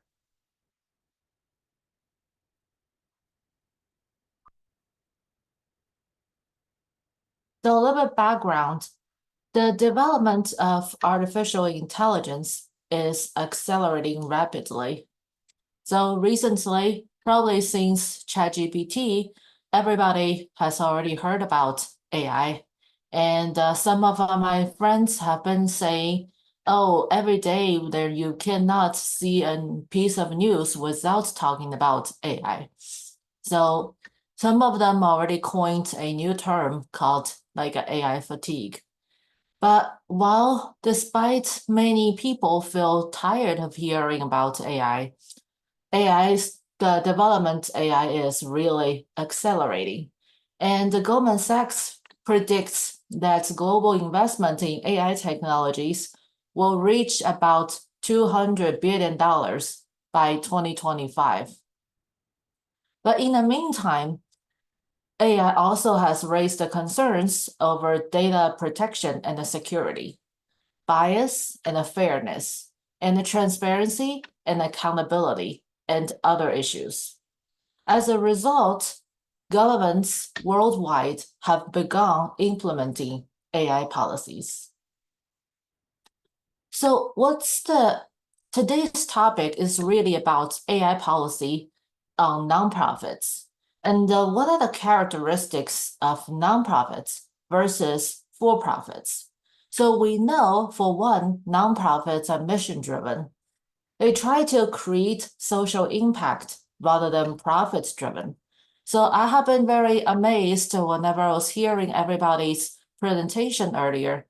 Every organization seems has been doing a very fantastic job in creating social impact. And in addition, nonprofits are more limited to resources and budgets, which can impact the type and the scope of AI projects they undertake.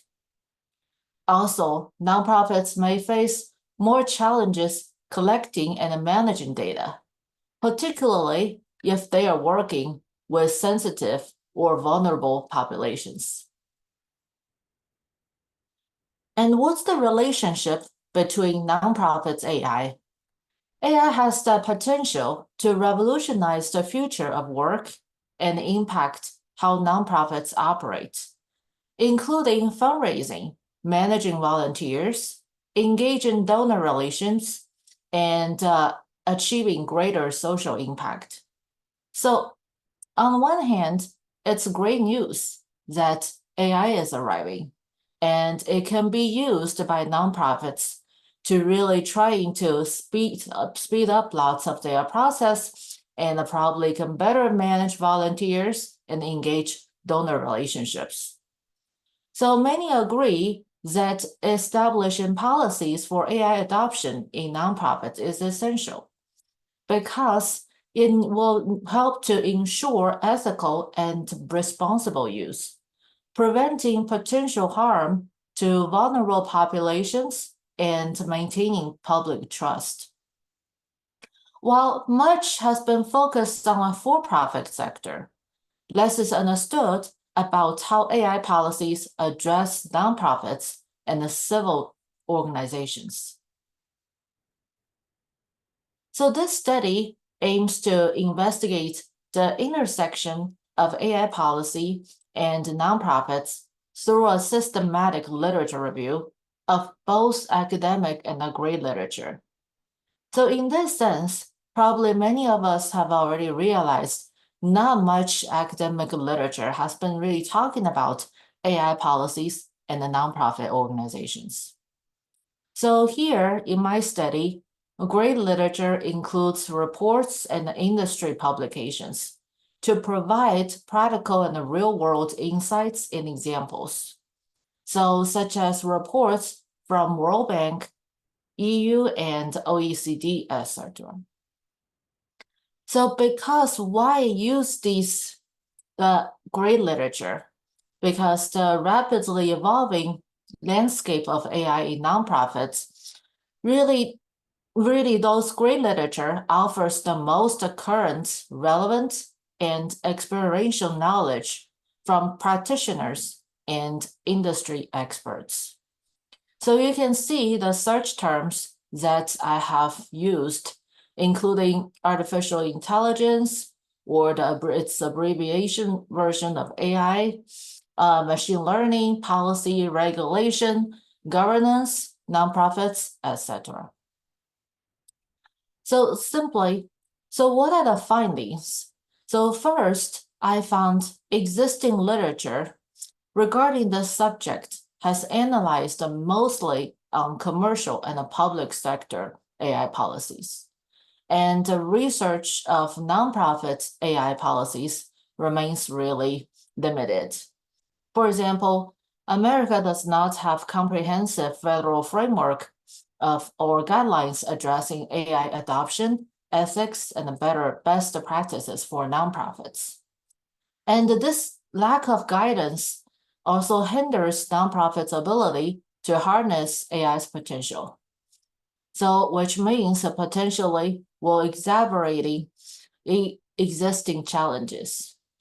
Also, existing regulations and the guidelines are broadly applicable, but typically lack direct relevance to nonprofits. Earlier, I started the presentation by pointing out the differences between nonprofits versus for-profits. But so far, even including great literature, still not too much talking about the AI policies and its impact on nonprofits. So therefore, although some guidelines, we can use it, but we may have lack direct relevance for nonprofits. Thank you so much for your attention.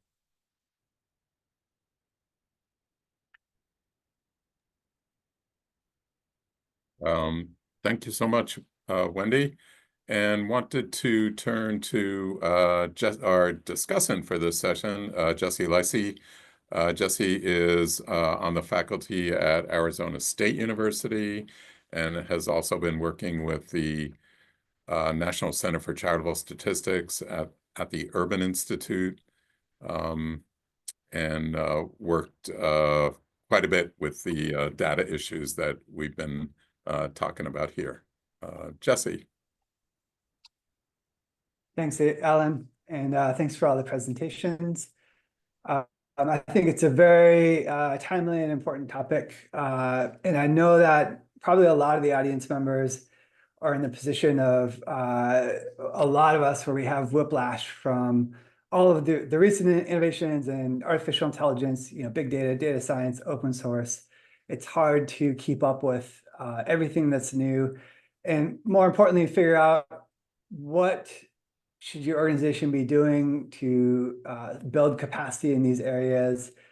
What do you invest in? What are just sort of fads that come and go, and you can ignore them? Or, with AI, like if you are working with it this month, 2 months from now, a new version is going to come out that totally changes the nature of the problems that you're working on. So should you be doing it now or just waiting? So I know that the motivation for some of these panels is trying to provide some information for people leading organizations that are responsible for a lot of these decisions. So I wanted to pull out some themes from the different papers, and specifically to think about sort of like how we can talk about this work and present it in a way that helps translate it to the nonprofit sector. And I want to do that by thinking about the audiences that might be in the room, and doing it by thinking a little bit about kind of the technologies and the innovations that we're discussing. So the first thing to consider is when we're talking about the challenges of nonprofits adopting new data systems, evidence-based practices, AI, whatever it might be. It's really important to note that 75% of the nonprofit sector are organizations with revenues below $100,000 and tech budgets of basically zero. So the problems that they'll be working on are very different. The next 23% of the sector are organizations with revenues from 100,000 to 10 million. So those are sort of the small and medium size enterprises that are likely just in the capacity building stages of trying to figure out how to integrate some of these systems and better utilize them. And then the other 2% above 10 million, it's still about 40,000 nonprofit organizations. Those are going to be more sophisticated. And also it's important just to keep in mind that the organizations within that group also include OpenAI, Python, R, Harvard University, Carnegie Mellon University, the ICANN, internet infrastructure. So the sector has been lagging in adoption of some of these things, but also a lot of the AI technologies are coming from the nonprofit sector, and it's good to remind people of some of the contributions that we make as well. But with the audiences, I think being cognizant of trying to differentiate between are these general recommendations or general solutions for all nonprofits, or are we talking about nonprofits within one of these different size bins? That can help people understand if the solution might be right for their organization. Another consideration is the difference between product innovations and process innovations. Product innovations are going to make the end product a lot more powerful. Process innovations don't improve the end product necessarily, but it makes it cheaper or faster to produce. And I think that the platform innovations in the tech sector are important because these are cases where you might have sophisticated tools like machine learning and database systems, predictive models, whatever it might be, that get more powerful over time, but you still have to know a lot of programming and be a sophisticated data user to use them. So those are product innovations. The process innovations are the new tools, like better user interfaces, the text-based tools like ChatGPT that are way easier for the typical user to use. And so those are sort of democratizing access to these technologies. So when you're talking about solutions across the work that you're doing, are you presenting it as a product solution, something that's more powerful, or a process solution? Similarly, there's the idea of point solutions versus system solutions. Point solutions are making a specific process easier, more efficient. A system solution is changing the nature of the problem. So an example of that is if you think about taxis and the experience of riding in taxis, a point solution might be a payment system that lets you pay with an app so that you don't have to exchange cash once you're at the location, whatever it might be.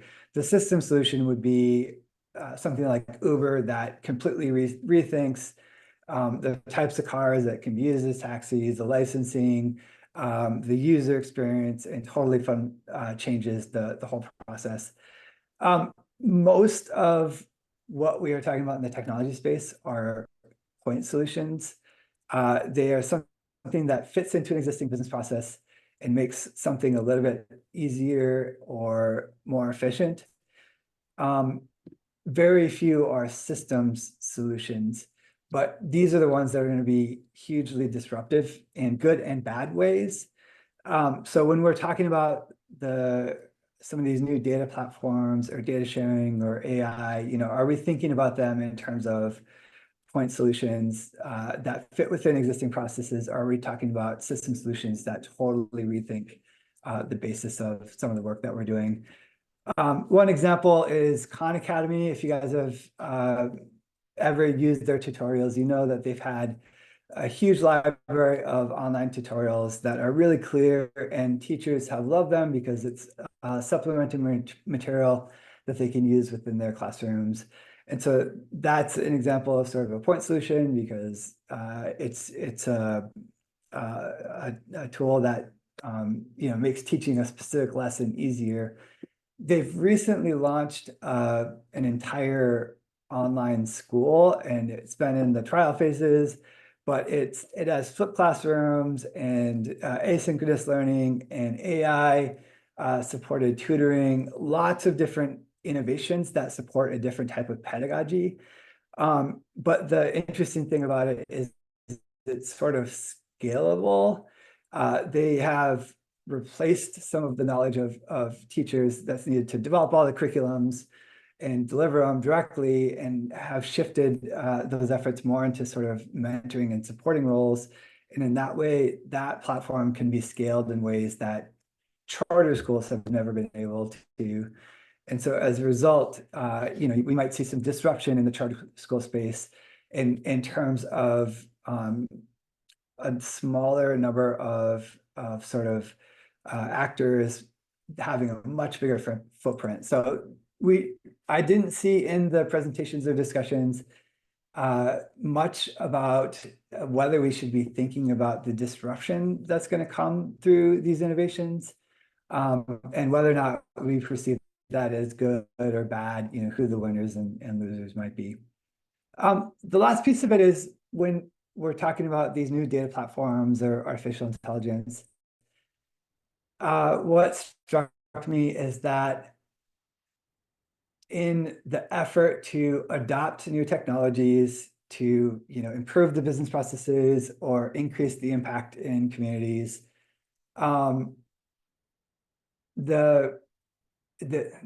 of these things can be adopted by individual nonprofits, where most of the innovation and integration is occurring within single organizations, and you might have lots of organizations experimenting with the new tools, and best practices will probably emerge from that sort of distributed approach. But there are several problems that were mentioned in the presentations that are things that individual organizations can't solve on their own. And so they're having to come together in order to create these collectives or these partnerships or these sharing agreements, whatever they might be. And so I think the difference between those problems is that one of them is really a capital investment problem. Should I invest in this fundraising management platform? It comes with high licenses, so there's a cost to it, and then I need people to be trained to use it. But then you can also measure the benefits. So if it increases fundraising efficiency by a certain amount, it more than pays for the costs. And so it's really more like a capital investment problem that nonprofit leaders are familiar with and do with a lot of different areas of their work.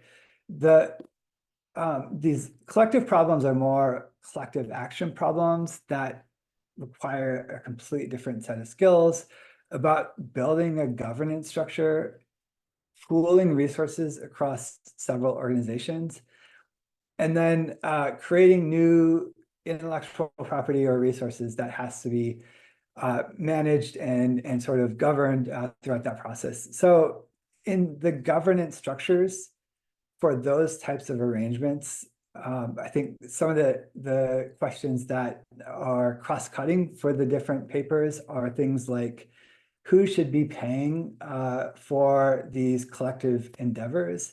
Is it the organizations themselves, pulling resources? None individually is at a size that their tech budget can cover, the new type of technology that they're trying to support. But if they pool the resources, they can build a shared data warehouse that's, more efficient than any one organization could manage. So, that might be the case, but in other cases, it might be public goods that are being generated, and we might need foundations to sort of step in and cover those projects as infrastructure for the sector. So where are the resources coming from?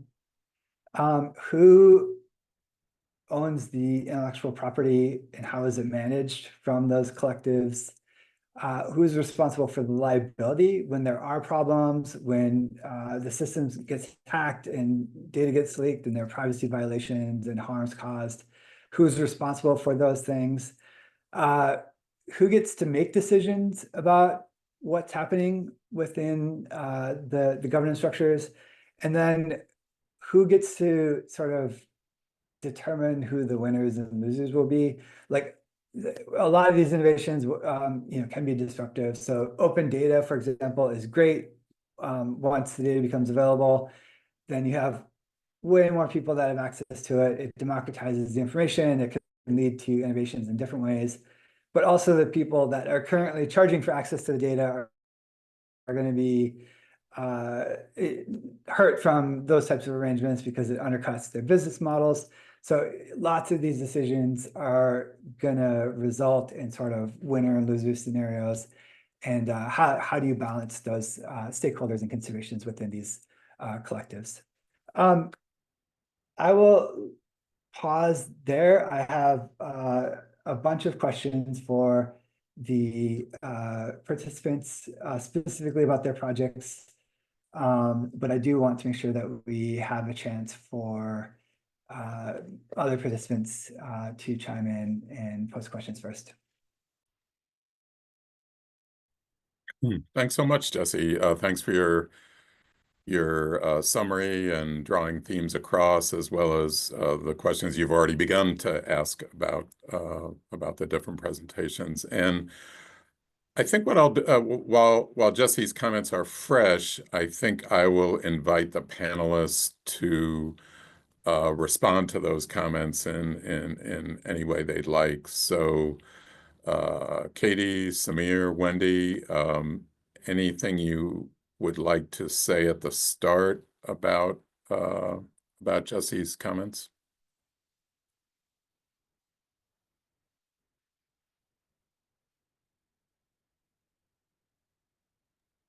Samir? I mean, I think perhaps unsurprisingly, Jesse raised a lot of like really important issues that I don't necessarily have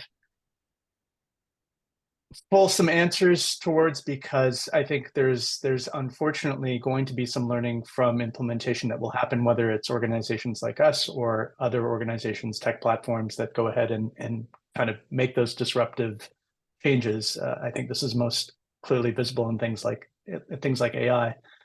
But I think to the set of questions, if I've understood it correctly, Jesse, about where do individual organizations that are struggling to participate with the kind of the potential that data or access to data was supposed to solve 10 or 15 years ago, what does it look like in this current environment, and what are some practical and tangible steps that folks on these calls can sort of take?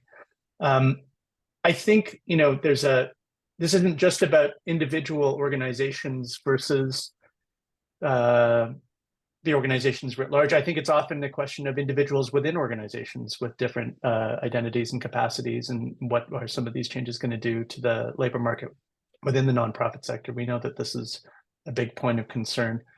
I do think that one thing that is potentially preventing making meaningful progress is a lot of fear, which has meant a reluctance to engage. And I think there is an endeavor. There's somewhat of an effort from a lot of folks to think about the kind of tech for social good space, who are not attached to big tech companies, but run small shops or run small nonprofits, who are trying to create accessible opportunities for people who have been in organizations and left behind to experiment and learn about what these new tools and products look like, and ask serious questions about whether they work for them or not.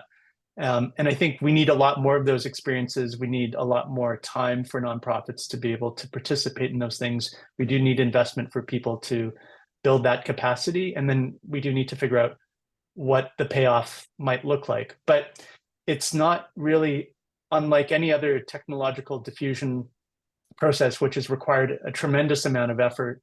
If we think back to, how people learned how recorded music looked like, it was a lot of big investments made by people with kind of interest in propagating technologies, going in and bringing those technologies to those communities and showing them how they worked, and then getting feedback on what future iterations of those products could look like. I mean, that's not the language that they used at the time, but that was the kind of the scale at which those types of diffusions took place. And I think that probably still holds true for the kind of the inside the laptop and data ecosystem sort of challenges that we're facing now. Katie, did you want to? Yeah, thank you, Samir. I think you actually just covered a lot of what was on the front of my mind. But back to what Jesse's commentary. I think one of the first questions that Jesse posed for us as panelists is, pointing out the distribution of nonprofits with their annual revenue, and that 75% of nonprofits are organizations under 100K. And I think that is something that feels important to keep in mind as we are discussing solutions. I'm not going to skip ahead to talking about disruptive solutions, but even just fundamental data, right, infrastructure for capturing information at the organizational level. And that to me where the model commitments come in is we're hoping that this big tent approach will include nonprofits all the way to the small budget nonprofits with a set of tools that are freely available and standardized, right? And just to make the point that, right, some of these governance models like data trusts that require much more overhead, that require planning, months of negotiations, a legal team, right? Those kinds of resources are still, right, still potentially part of a better deal for data, right? Better use, preventing harms, getting community governance involved. But we really feel strongly that it's worth visiting what can be standardized. What are these minimum requirements for a standard, not a tech standard or a legal standard, but really a human standard for what we're expecting our data to be used for? And how can we prevent harms to communities and identify those upfront? What is that minimum set that we can do? Because we believe that starting from there will allow easy adoption for organizations that maybe can't be part of this cutting edge disruption. Right? So yeah, that's all I have to say for now.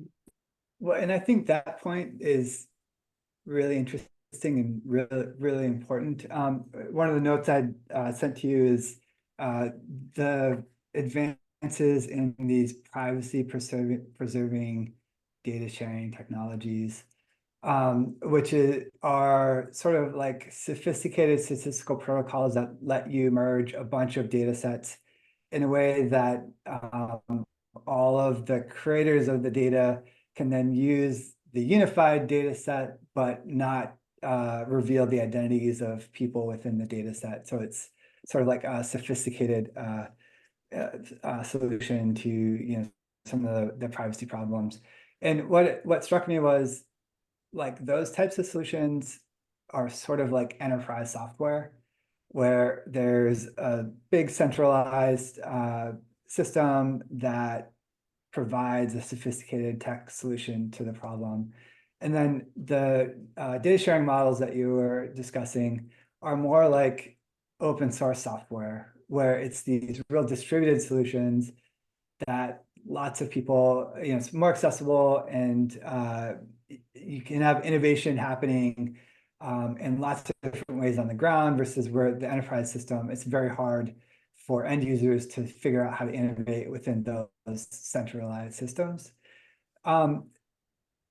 Within the discussion of some of these, there's a tension between like needing to pool resources in some cases to provide solutions, but also wanting to keep things decentralized. So how do you think about balancing those two sort of competing interests within the space of serving nonprofits and trying to innovate within these technologies?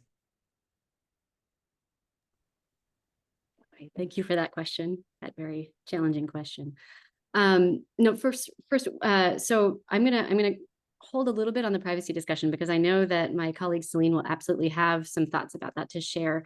But I did want to kind of start with a little bit of addressing that, because new technologies that do help preserve privacy are potentially exciting. And again, like the data trusts, are a heavier weight approach that may not be accessible to everyone. We support initiatives that look at developing better technologies, right, to protect people's data, is absolutely right. That is underneath it. But if that privacy then if that privacy protecting technology then allows for a use that, I don't know, for a farmer, right, allows for sharing of data with an organization that can then be used to increase the cost of inputs to a farmer, typical farmer, seeds and fertilizer, that cutting edge technology is not part of the better deal for data, that use of that technology. So keeping the use and the impact on the communities to me is central. So anyway, but I'm going to hold off on the rest of the privacy conversation, because I know that Celine will have some thoughts on that. And then, I guess in thinking about this challenge that you're posing to us about the requiring, how much pooling of resources do we require? And as we do that, how do we figure out where those benefits are being distributed equally? I'm just going to say that is one of our active areas of thoughts and concerns, how to spread those benefits. We sometimes call this the monetization problem, right? How do we make sure that benefits from this data flow back to all the way to the data subjects? And do we need to build in additional safeguards to ensure that happens? Or if that's not happening, how do we engage with folks to be able to remove their data from that pool, or other mechanisms for, not enforcement mechanisms, but mechanisms for enforcing those community expectations around how the data will or will not be used. And so we would love feedback and thoughts on that. There are some models out there. I know there's some monetization models in agriculture and thinking about food systems in the Netherlands that are looking at ways to send actual money all the way back to the source of the data subjects. So we're interested in those models, but also ones that see value beyond, right, dollars, and thinking about other ways to spread value, right, like making information freely open access. Right? We have examples where data has been published in journals, and then you have to pay a lot of money, right? And the communities that the data might be about doesn't even have access, right? They don't have access to those journal articles. So even something as simple as that. So yeah, I'll stop there and see if Celine is interested in weighing in on the privacy challenges. Thanks, Katie, and hi, everybody. Katie hit a nerve. My background is in technology and data and privacy and security law and policy. So definitely a deep dive, but I won't take the rest of the session. Just a quick note on Celine, privacy. you were on video, but you turned it Oh. off, or As long as I can. It's not a big deal, but Okay. How's that? Better. There we are. Perfect. Coordinated. Sorry. No problem. Sorry about that. No problem.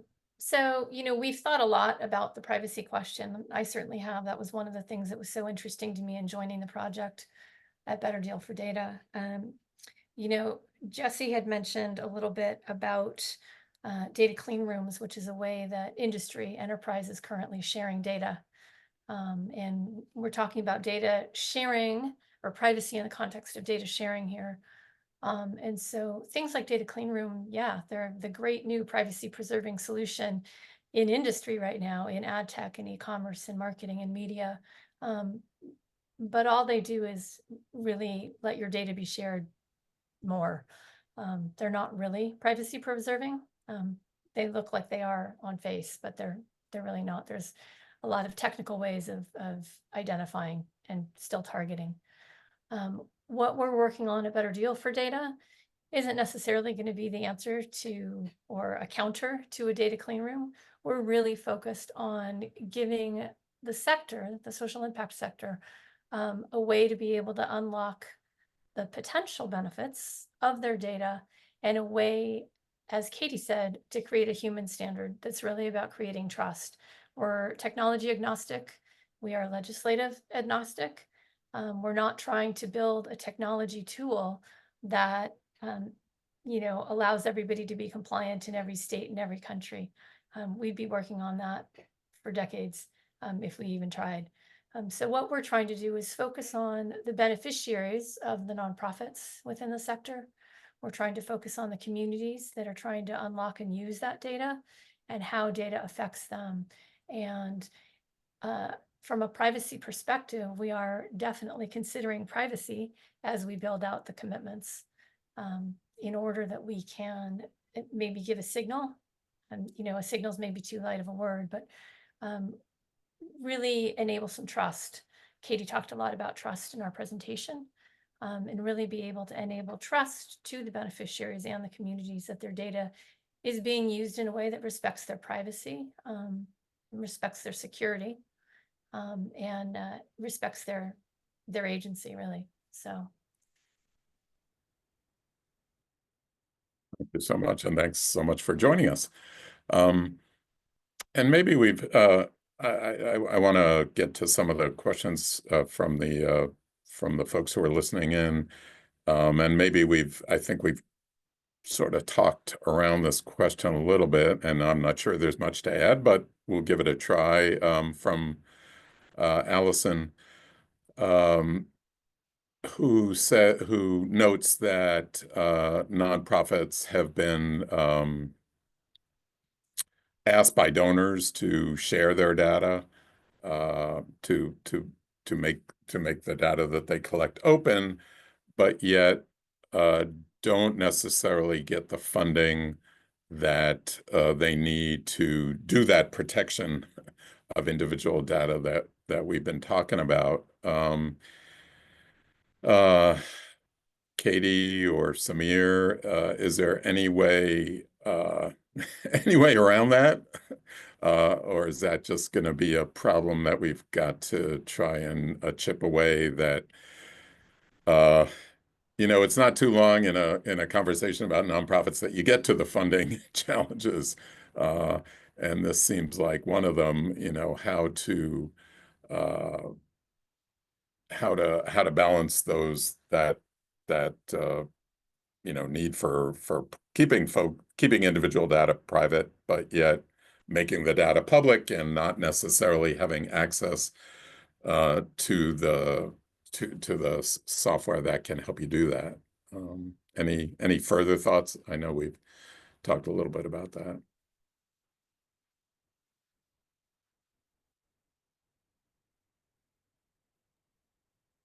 Well, I think the type of data that we're handling neatly sidesteps those questions because we just do not collect personal information.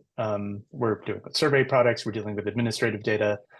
That's not the solution for a lot of folks. But I do think even the fact that when we've said that we're not collecting PII, this is personally identifiable information for those of you who are wondering what I'm saying, we have to put in a lot of kind of guardrails and do a lot of experiments to make sure that, because we do have some location data on some of our data sets, we have to do a lot of work to make sure that we've kind of tested and kicked the tires on people potentially being able to derive something about individual donation behaviors that would, contravene some of the terms by which data has been provided to us.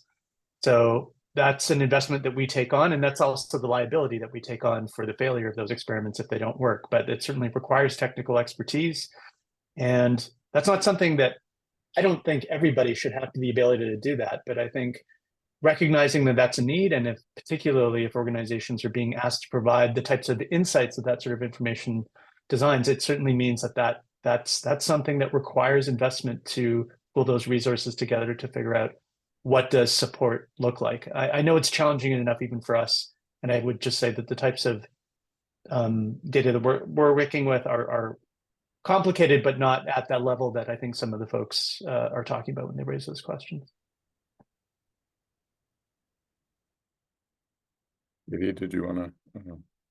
I'll try and keep it brief. But yeah, it's a challenge, right? I think what I heard in that question, one dimension that I heard in that question was the interaction between the funders and the nonprofit and requirements to release information that may or may not feel sensitive to the nonprofit organization, right, in exchange for the funding. And, I don't, that's a deep problem or challenge to address. And I would encourage, exploring ways that, and again, this does require some technical expertise, but ways that the data could be aggregated before sharing, right, to remove some of those identifiable characteristics. And that's a real hairy subject, so I'm a little nervous to even mention that, right? But, is there a way to open that conversation with the funders? And I mean, coming back to a better deal for data, we're hoping that a donor could have a requirement to receive funding that folks could adhere to a better deal for data. Again, these minimal requirements that would then send a message to the nonprofit at the outset what those basic expectations are. It might help facilitate those conversations. But this is an active work in progress because we recognize that, I've worked with nonprofits that are taking data in a Google Sheet, right, on their local laptop, and it's the extent of their data security practices. And so there is a gap there. And I just want to recognize that it is a real challenge. So thank you, Allison, for asking the question. Maybe one more and the last question on funding. Lorinda asks about who's going to pay for this all? Again, we've been sort of talking around it, and Jesse mentions the collective action problem, and as another professor in the room, I can't help but referring to it too. A problem which really affects all kinds of infrastructure organizations, where the idea is that an infrastructure organization is trying to do things for the whole. And so individual individual organizations can often benefit without paying their dues or paying for it. I think of organizations like Independent Sector that try to do advocacy for the nonprofit sector as a whole, that nonprofits can enjoy the benefits of without necessarily ponying up the membership dues. So in some ways, these data platforms and approaches that we're talking about are collective goods, and so who the heck's going to pay for them? Any additional thoughts on that?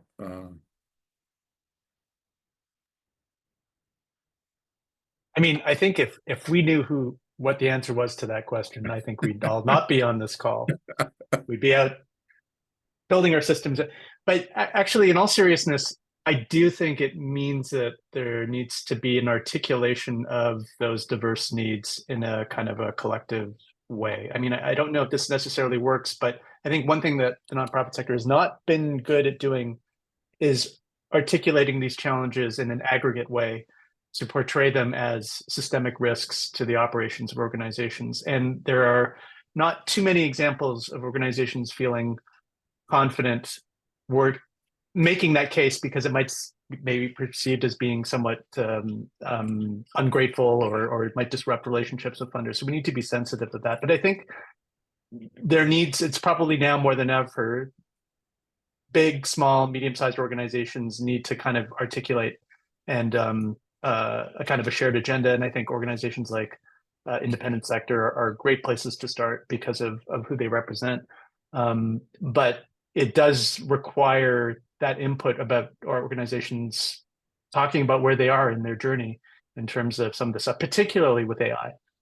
We did a survey recently, a survey of people who would answer the question around AI, and I would say that there was a lot to read about the fact that many people didn't feel qualified to answer a survey about their ability to engage with AI, so they self-selected out, which was disappointing from research perspectives, but I think it says something important about people's reluctance to engage. That is, I think, a problem we have to work together to resolve.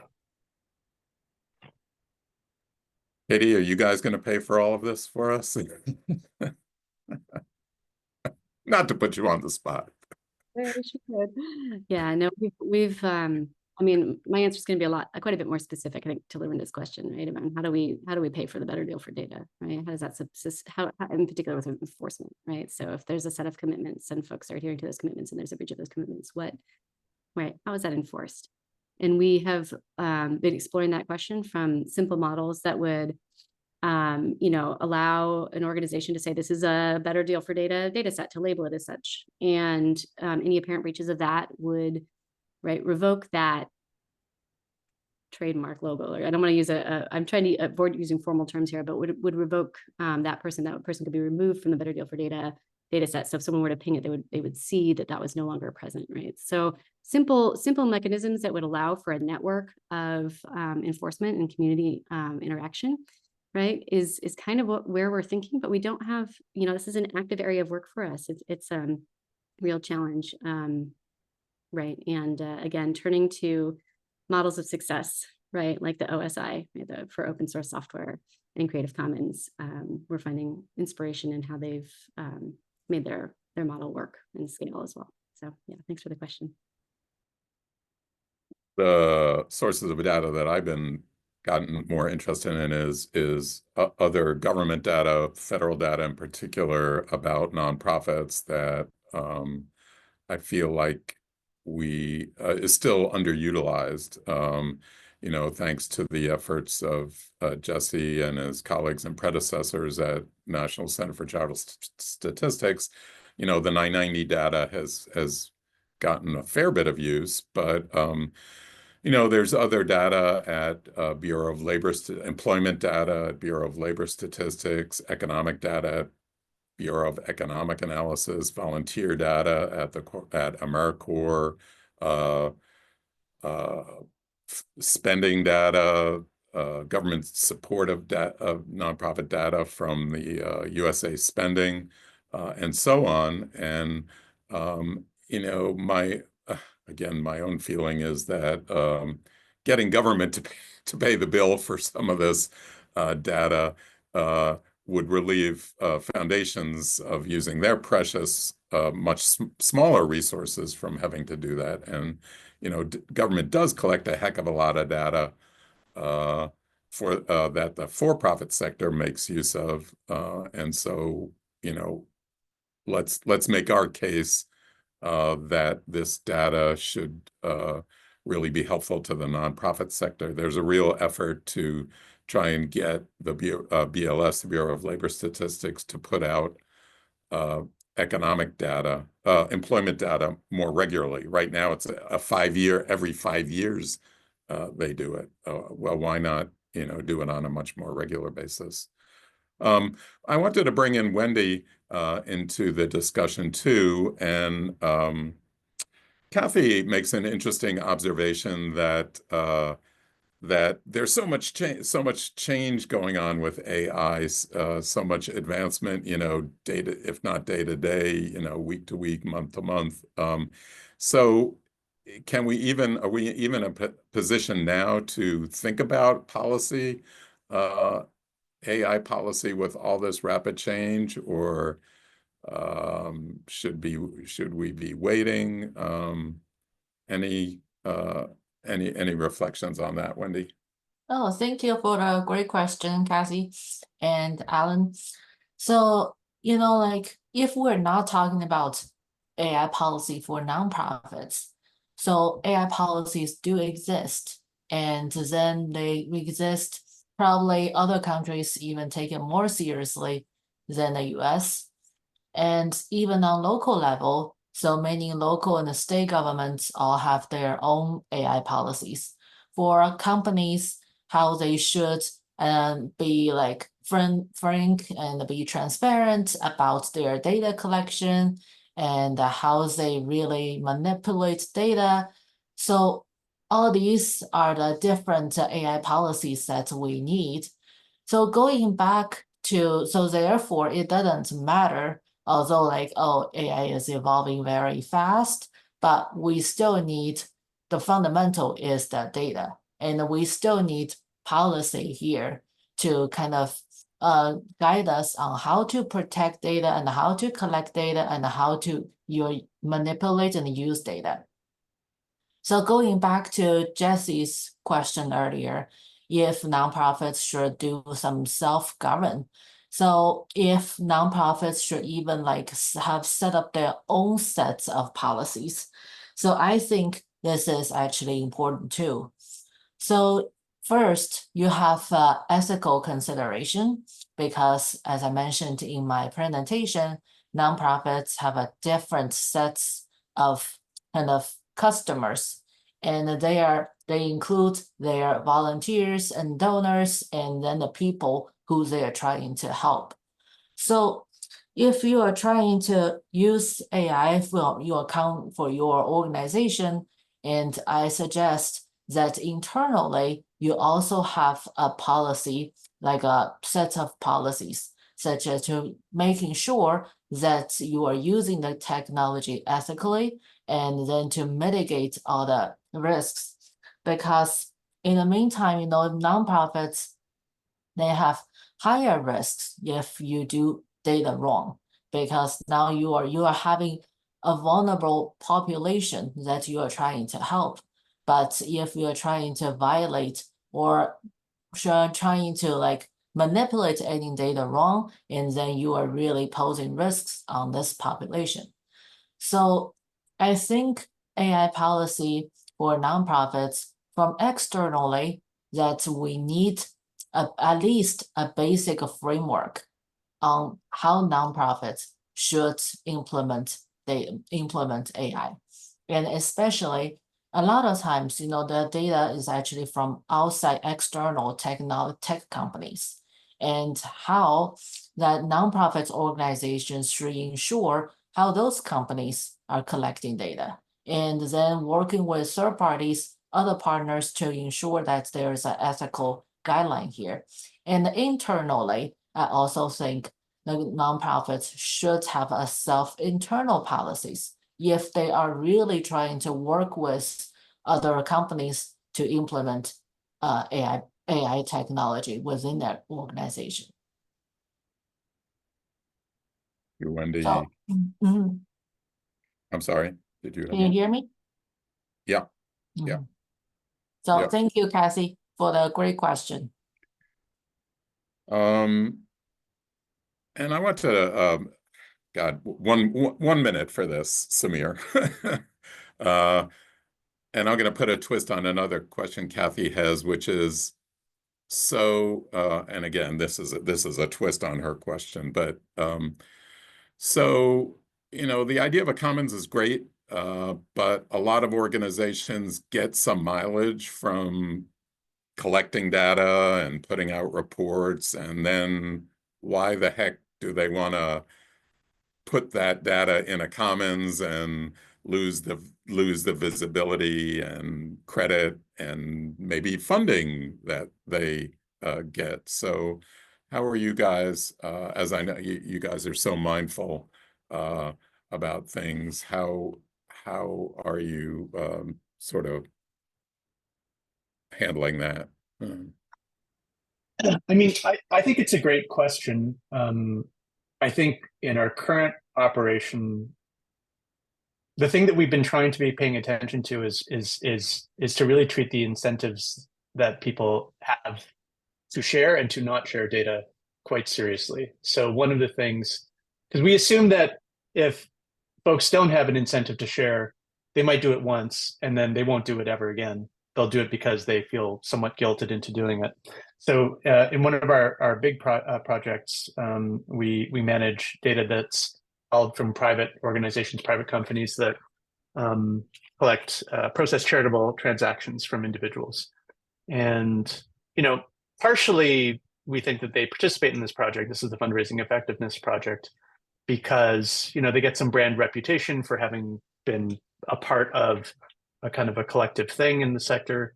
I think they also, for their own selfish reasons, want to grow the sector. And so they want to know what's happening on an industry level.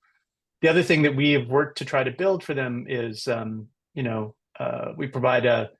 we're working to provide a dashboard that allows them to compare their individual performance against a larger industry benchmark without revealing who those other aggregated folks are, obviously, because then that would be competitive data. So that's the methodology that we try to address that challenge, because we don't trust that people who are giving us data are going to do it for much longer because it's a pain. I think that's part of the challenge that anybody who works in this space sort of has to attend to. And, that's something that we're mindful, and that in some ways may limit our access to certain types of data if we can't provide that value, but that's our problem to solve. Thank you.